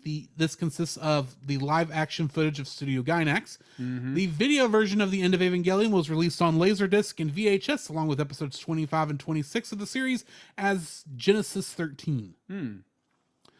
There is a rather popular theory that Asuka attempted to commit suicide by slashing her wrists at the beginning of this episode, but there is not sufficient evidence to prove this. Makes sense. She instead was starving herself and simply waiting to die, having lost the will to live, but did not want to die either. The episode's title is a straight reference to Bob Dylan's 1973 song Knockin' on Heaven's Door, in which a dying lawman, aware that he is soon to pass away, addresses his wife as Mama and asks her to remove his now useless badge and guns. The beginning and the end can refer to both the process of birth and death, as well as refer to Kaoru, who is the final angel, but possesses the soul of Adam, the first angel, and the progenitor. Akio Satsukawa was responsible for writing this episode alongside Hideaki Anno. 2 early drafts of this episode, both credited to him, were released in September 1996 issue of the magazine June supplement. These have numerous plot and characterization differences with the final episode, such as making the romantic subtext between Shinji and Kaoru completely explicit, and suggesting that Kaoru has attempted suicide in the past. Okay. The Fly Me to the Moon for this one is normal, with has an instrumental, and is 90 seconds. Yes. Jacob? All right. The floor is yours. All right. The floor is mine. Thank you. So animation wise, oh my gosh, they did episode 23 done very well. This episode, I don't know what they did. Like the animation is golden throughout this entire thing. This is where they threw all the money for the next 2 episodes. Apparently, or for the director's cut, they went back and redid a lot of it. I don't know which. You saw how much I just read that they changed. Yes, agreed. They changed a lot of it. It's like, well, okay, so I'm getting the feeling that the on-air version, they must not have been able to actually finish the episodes before they had to be released to air, so they got them to a finished state enough that they could put it on television. That's the version ADV originally released over here, and then they went back and finished the episodes later. This is a thing that happens in modern anime all the time. It does. Yeah, it's animation-wise so good. Definitely with the opening where Asuka is lying in this tub and her face is gaunt the whole bit, and she's has lost the will to live and doesn't really want to die, but doesn't want to live either. And there again, you have value. So just reminder of that. Quick question. Where was she when she was in the bathtub? I think it was probably because if that was her and Shinji and Masato's apartment, did the apartment finally get destroyed? No, I think it was Kaji's apartment. Okay, that makes more sense. That kind of makes sense. She had this fascination. She loved Kaji. Right, that does make sense. I saw that beginning and I was like, where is she right now? Yeah.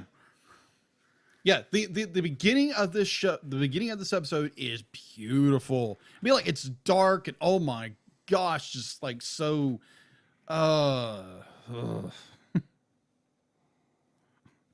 Hideaki, just like his style of creepy. And then the ending of this episode, I love because you get this nice little pop of someone's head. We'll get there. Yeah, we'll get there. But overall, be like, I enjoyed the story because there again, be like, you might want to hit that. Let me know when. Yeah, now. Rentmaster activated. This audio clip owned by Nate Marchand of the Monster Island Film Vault. For more information, please go to monsterislandfilmvault.com. Good one. Oh my gosh. Let's leave a tell here, all right? So I remember watching this show, a couple of years ago when I bought the big silver box set of this episode. And I get to episode 24. I'm like, what the heck's happening? And now, granted, that's putting it mildly. That's putting it mildly.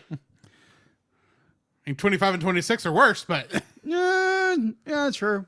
I think it's more of an artistic expression, but we'll get there. We'll get there. But Karu, I hate this character beyond belief. So okay, let me paint you a scene with this one. So you get all of a sudden you get this character named Karu to show up and be like, what is he sitting on? He's sitting on an angel statue after the events of the last episode. And I'm like, okay, subtle. Like, oh my gosh, so freaking subtle who this freaking character is. Especially since his first lines in this is, yeah. Don't you just like music? I think it's the greatest thing the Lilith's ever created. Yeah, exactly. Going, Lilith's, huh? Yeah, Lilith's. Really? Subtle. Yeah, really. Oh yeah, you're definitely. Oh yeah, your sync ratio is totally fine with everything. It's like, oh yeah, sure. You're just another pilot. Perfect. Yeah, he's perfect. Like my Aunt Petunia. Harry Potter reference, people love it. Anyways, we're like, this son of a Bichon Frise. We're like, okay, I think Karu would be like he is literally something that CEL mixed up, did something with to create Karu, and then it's like, oh, let's just torture Shinji even more. Put this poor kid through more and more crap.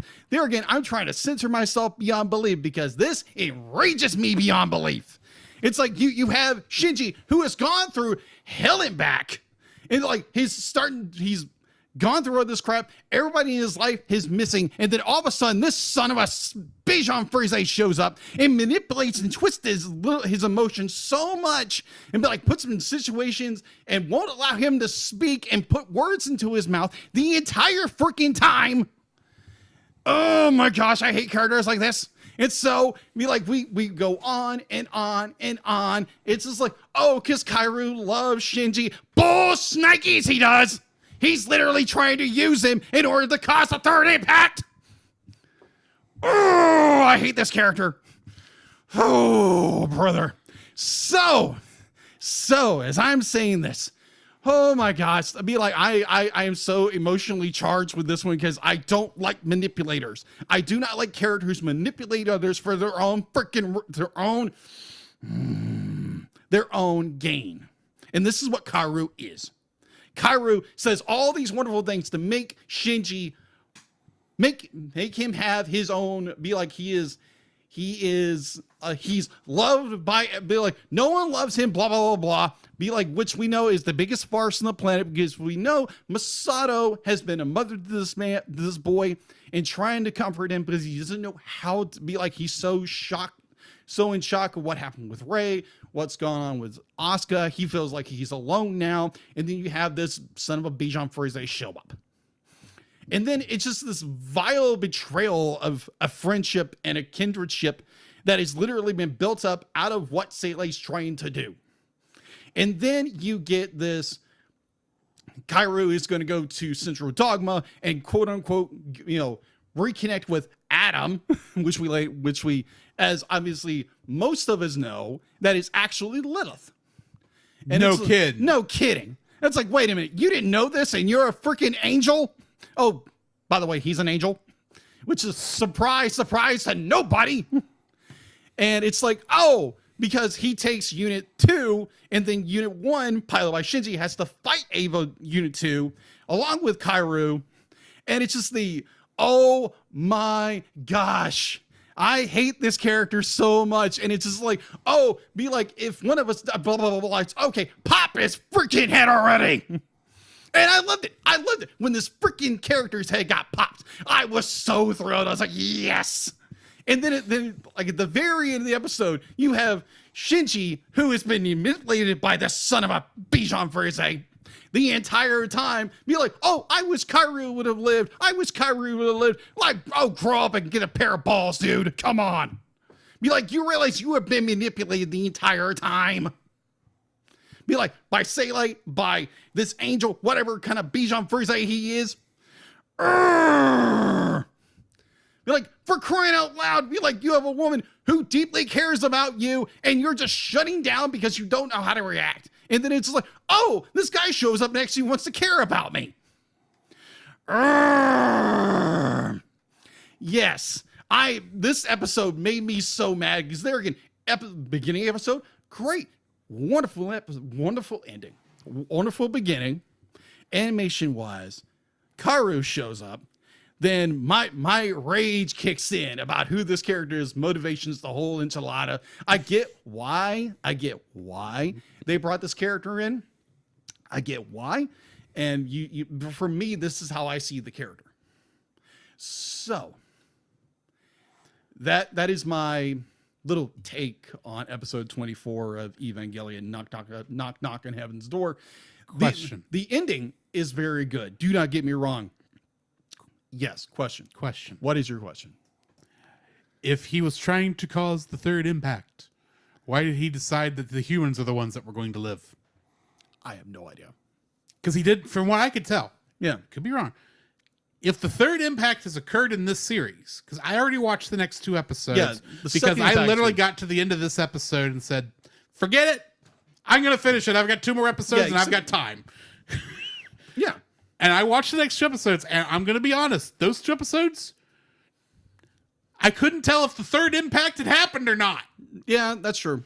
I couldn't tell if the human instrumentality project had happened or not. Yes. So, from what I can tell, he stopped before the third impact could occur. Possibly. In this show. Yes. In the show. I'm not talking about the movie. Like we said earlier, this is where the split is. He stopped before causing the third impact. Yes. Which tells me if the third impact is happening in the movie, like I think it is, something else is going to cause it. Yes. I'm blaming Ray. But be like, because I've seen clips and I kind of have a feeling. Yeah. So, but I also have a feeling it's like, those are hallucinations. Yes, but what I understand, what Sele's intention was to Sele wanted the third impact. They Sele wanted the third impact. That's why they sent Kaoru. But my question is, did Kaoru actually cause the third impact? Because it doesn't look like it. No, it doesn't look like it. But it looks like the third impact did not happen. It didn't. It didn't happen. But like that was which is the start of why I'm going to sit here and go, I know why people didn't like the ending of this show. Because they wanted the third impact. Well, correction. The third impact has been built up over the course of the past 24. This is episode 24? The last 24 episodes. Yes. It does not happen in this episode, leaving 2 episodes remaining. Yes. Which in the series. You either go to the series, which I have already watched, or the movie, which I've not watched yet. Yes. In the series, I'm not going to go into it because we're talking about that next week. Mm-hmm. But I can understand why people consider that disappointing. And it's not very clear as to the events of the story. It really does feel like this, at the end of this episode, the story mostly ends, and then going forward, it's just a psychological profile told in a very artistic way. Yes. We'll get to that next week. Yes. But from what I could tell, just watching this episode, if it was supposed to happen in this episode, it didn't. Yeah. And it really felt like it was going to. And in any other show, if it weren't 2 more episodes, actually, this would be a good ending. It would be. Because we stopped the third impact before it occurred. If Hideaki Anno had stopped here, which it almost feels like, especially with the amount of money put into this, like this is the last episode. Yeah. This is intended to be the last episode. And the fact that there's 2 more episodes, whether you go TV or movie, is almost like he realized he had 2 more episodes he had to make for the show, even though he had already ended the story. So he came up with an epilogue, kind of. Yeah. But like I said, we'll get to that. Yeah, we'll get both movie-wise and TV show-wise. Yes. It really does feel like this should be the last episode. So I honestly, as much as the thing that confuses me more, because I'm like you, I hate Kaoru and what he does throughout this episode. Yeah. Because it starts off acting like he is going to be, at the very least, from what I took, because I watched the Netflix dub, I did not see the versions of their relationship that occur apparently in the Japanese and in the ADV. But in the Netflix dub, it is less apparent that there is any sort of romantic relationship other than friendship. Yeah. Because friendship is a thing. For instance, my good buddy here. We're friends. Yes. I love him as a brother. Yes. I am not in love with him, and it's not just because Ashley would kill me. It is because neither one of us are that way. Yes, exactly. Because we're just friends. We are close in that relationship. You can be two guys, two male people can be that way without it being sexual. Yes. People. Exactly. Culture. You know who I'm talking about. And that's how it feels up until the point. Hang on. Rentmaster activated. This audio clip owned by Nate Marchand of the Monster Island Film Vault. For more information, please go to monsterislandfilmvault.com. I could tell I'm going here. Go for it. Because this... Fly me to the moon with this person. I'm trying not to say words. I know why you went to another language. Yes. I don't even know what you said in that language, but I understand the meaning. But fly me to the moon. This guy is a piece of work. He's a jerk of the highest caliber because he betrays Shinji at the Shinji is at the lowest point he could be at the beginning of this episode. Exactly. And this guy comes in as the White Knight. He wants to be a friend to Shinji. He wants to be he's being friendly. It's so friendly they spend the night in each other in Kaoru's room, I'm assuming at Nerve. Sorry, yeah. Nerve. I had to say it right. Nerve. Nerve. Schnarf. And granted, I could see how in other circles this would be seen as something romantic. I'm just seeing it as a sleepover because they're two guys. Sleepovers were still a thing that were done as teenagers. Yeah. Not as often with guys, but that is true. Shinji didn't want to go home, and I can't really blame him. No. Well, he probably should have because Masato was worried sick, but Shinji doesn't know or care about that. Yeah. I understand Shinji's point of view. I'm also saying he should have gone home. Yeah, for more than one reason. But as soon as he wakes up, Kaoru starts betraying Shinji and Nerve. And I will say kudos to the writers, Hideaki Anno and what's the other guy?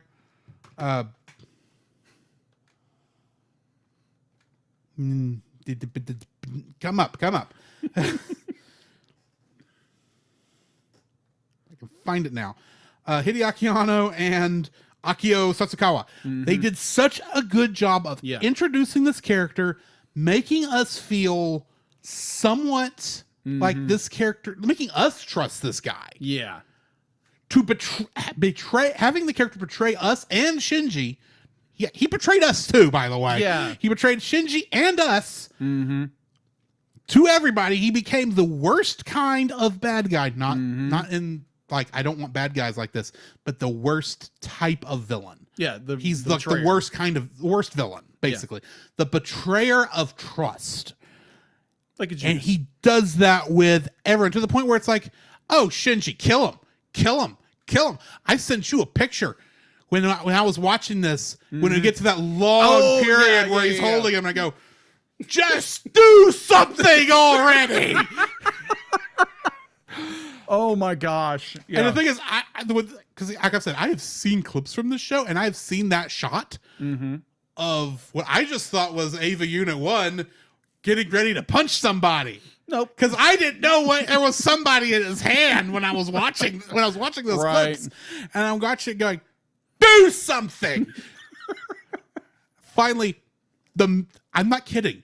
The minute I hit the shutter button on my phone to take that picture, plop. It's like, I'm the one who did it, not you, Shinji. It was my shutter that popped the huzzah! I have killed the betrayer. Down with Nerve. Down with CEL.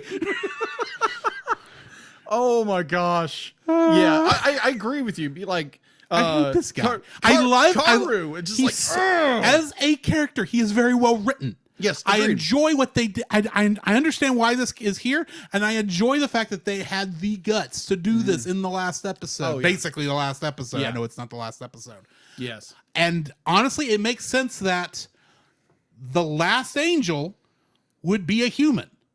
I did not actually see that coming. I missed all the pre the foreshadowing. Yeah. I did not see that he was sitting on an angel statue. All I know is I get to that point and it becomes, oh, he's an angel. After CEL starts going crazy with all the things they tell him at the lake.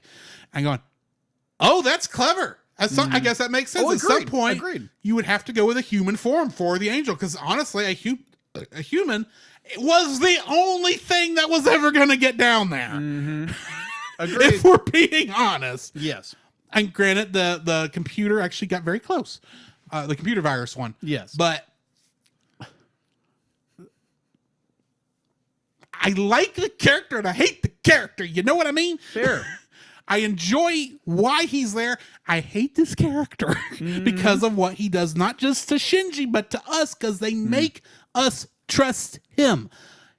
You aren't experiencing that at this point because you knew what was going to happen. Yeah. I did not. Yeah. I'm sitting there going, which is a good thing to see. All you hinted at to me was that there was a character in this episode who was going to die. Introduced this episode who's going to die at the end of the episode. And sure, the minute he shows up, I go, Kaoru, of course. He definitely has red shirt energy.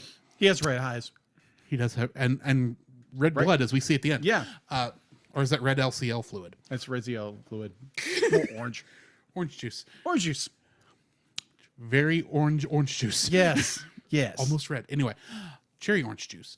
I don't know where I'm going with that. But it's like, I like the character. I like why he's there, and I hate him. Okay, so I've had an issue up to this. I've not talked about it. Not really, but I don't really like most of the characters in this show. Fair. So kudos to Hideaki Anno from being able to write a character who I hate more than everybody else and makes everybody else look like saints in comparison. Yes, I'm including Gendo in that statement. Wow. That's a bold statement right there. Because as bad as Gendo is, he's smart enough to at least play the long game.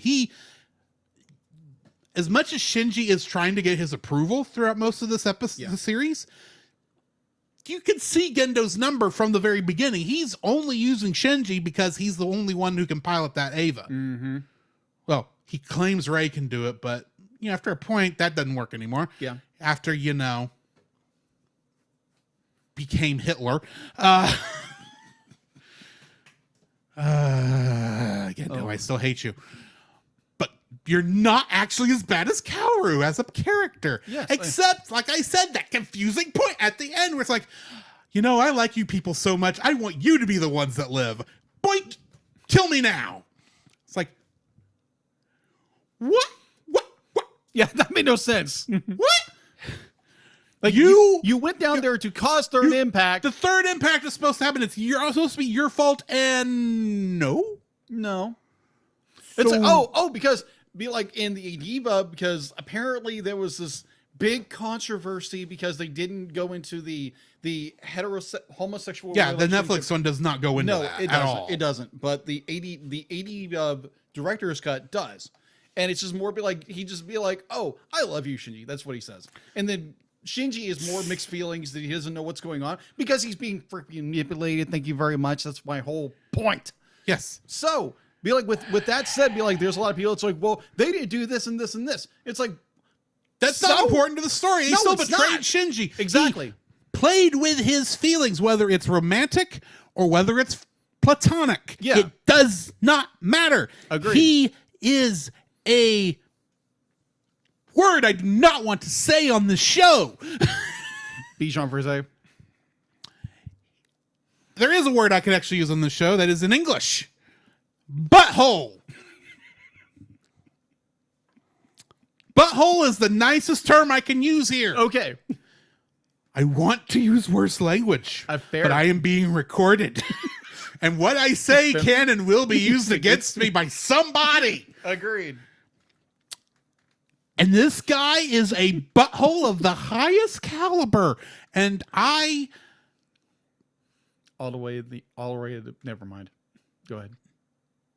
Strangely enough, I didn't care that he died.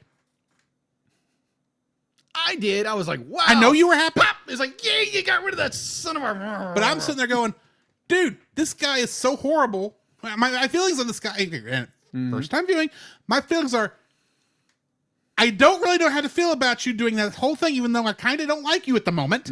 But at the same time, it's like, oh, he's dead. And then my thoughts trail back to,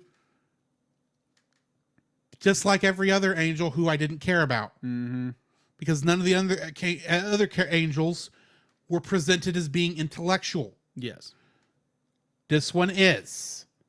And so in some degree, I'm glad he's dead. Also, he's a person. Or he's presented as a person. So I'm like, oh, does he actually deserve to die as a person? What did he actually, besides betraying Shinji, which is a horrible thing to do, don't get me wrong. Technically, he's an angel, so. Right, but he's, and did he actually kill anyone? No. And admittedly, at the end, he just technically, he commits suicide, basically, even though he's doing it through Shinji. Yeah. He wants to die and is wanting Shinji to kill him. Yes. Because apparently only either angels or, as he calls them, Lilans, can live. Can be everyone else, all of the other group has to die. And he's decided he wants it to be the Lilans who live, so please kill me, Shinji. And going, you have worth, Kaoru!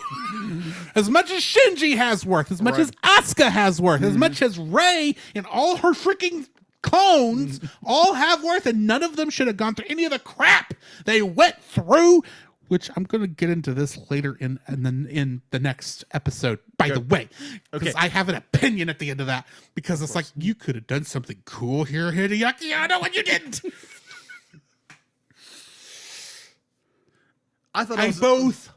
I'm happy to see him die, and I kind of also wish he didn't have to die. They could have found some way for a redemption story. Not that we had time for that. No. Because we only had 2 episodes after this. No. But at the same time, it's like, could we have done something? Hinted at something? It's like, let him go off to the moon so we didn't have to see him anymore? Let him fly to the moon? Moving on. Yes. Great episode. Enrage-inducing. Fly me to the moon, like Drew said. Fly me to the freaking moon. Yeah. I was happy when Kaoru got his freaking head popped. I loved it. It was like, great. Good riddance. That being said, I need to get you some clips from a certain YouTube show that I've watched, because I think you'll enjoy them. Okay, gotcha. I'll have to edit some stuff out that you won't care, that's not Evangelion related, but... Roger. Anyway, I think that's going to be it for this episode of the Cellcast. Yes. Join us next week where, along with our stupidest decision we've probably ever made, just our most controversial. If you say it's controversial, is it still controversial? Yes. Okay, we'll go with that. Along with Song of the South, we are going to be finishing Evangelion with what I am calling the most despair-inducing PowerPoint presentation on the face of the planet. It's more than that, but there is a lot of reused animation and random pictures. Not most of them, some of them not even animated. Just some. Apparently, someone went and took and then applied a fake halftone thing to make it look like newspaper. Yes. But either way, join us next. The last 2 episodes of Evangelion are very interesting and odd. We'll get there when we get there next week. In the meantime, this has been Drew. This is Jacob. And we'll catch you in the next frame. You can follow Jacob on his Facebook at Jacob B. Heron. His Facebook page, Jacob's Daily Art Corner, where he tries to draw each and every day. His Instagram at Jacob B. Heron. His Twitter at Jacob Heron. And his Letterboxd at Jacob Heron. You can find Drew on Facebook at Drew Dodgen. His Facebook page, Drew's Photo Bin, to see his photography. His Letterboxd page at GGeorge759. His Twitter at GGeorge759. And Instagram at Drew Dodgen. You can like us on Facebook at the Cellcast Podcast. On Twitch at the Cellcast Gaming. On YouTube at Cellcast. On Twitter at cast_cell. The Cellcast can be found at Apple Podcasts, Google Play Podcasts, Stitcher, Spotify, or anywhere else fine podcasts are downloaded from. Please rate and review us where you found us, and also on Podchaser. Email us at thecellcastpodcast@gmail.com. The Cellcast is a proud member of both the Pop Americana and Culture Box media networks. For more information, please see the link in the description. Our theme song is Drop and Roll by Silent Partner. And remember, that's Cell with a single L.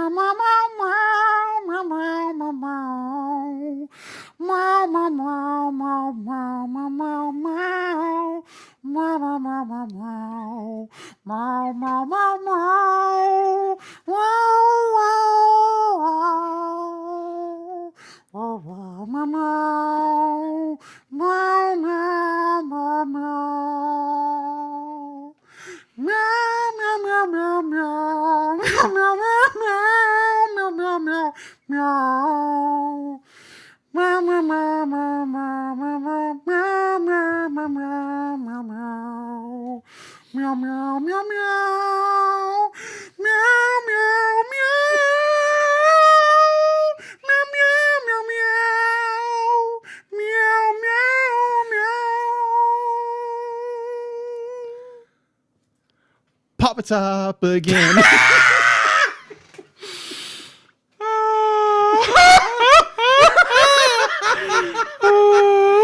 so wrong.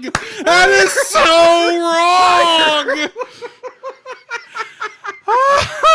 Oh my gosh, that's so good. Okay, dude, props. Oh my gosh, that was good. If we get copyright strike, I don't care. I don't was so care. Good. That was fun. Clip that. Someone, please clip that. I'm gonna find us somebody to raid on the Twitch side of things. Yeah, let's face it, Bookie Gaming. We go to him all the time. So sorry you came in at the end, Bobo, but thank you. That's how we're ending this. Yes. Join us next week for Song of the South and more emotional damage. Not quite the end of it, but we're close. We're close to it.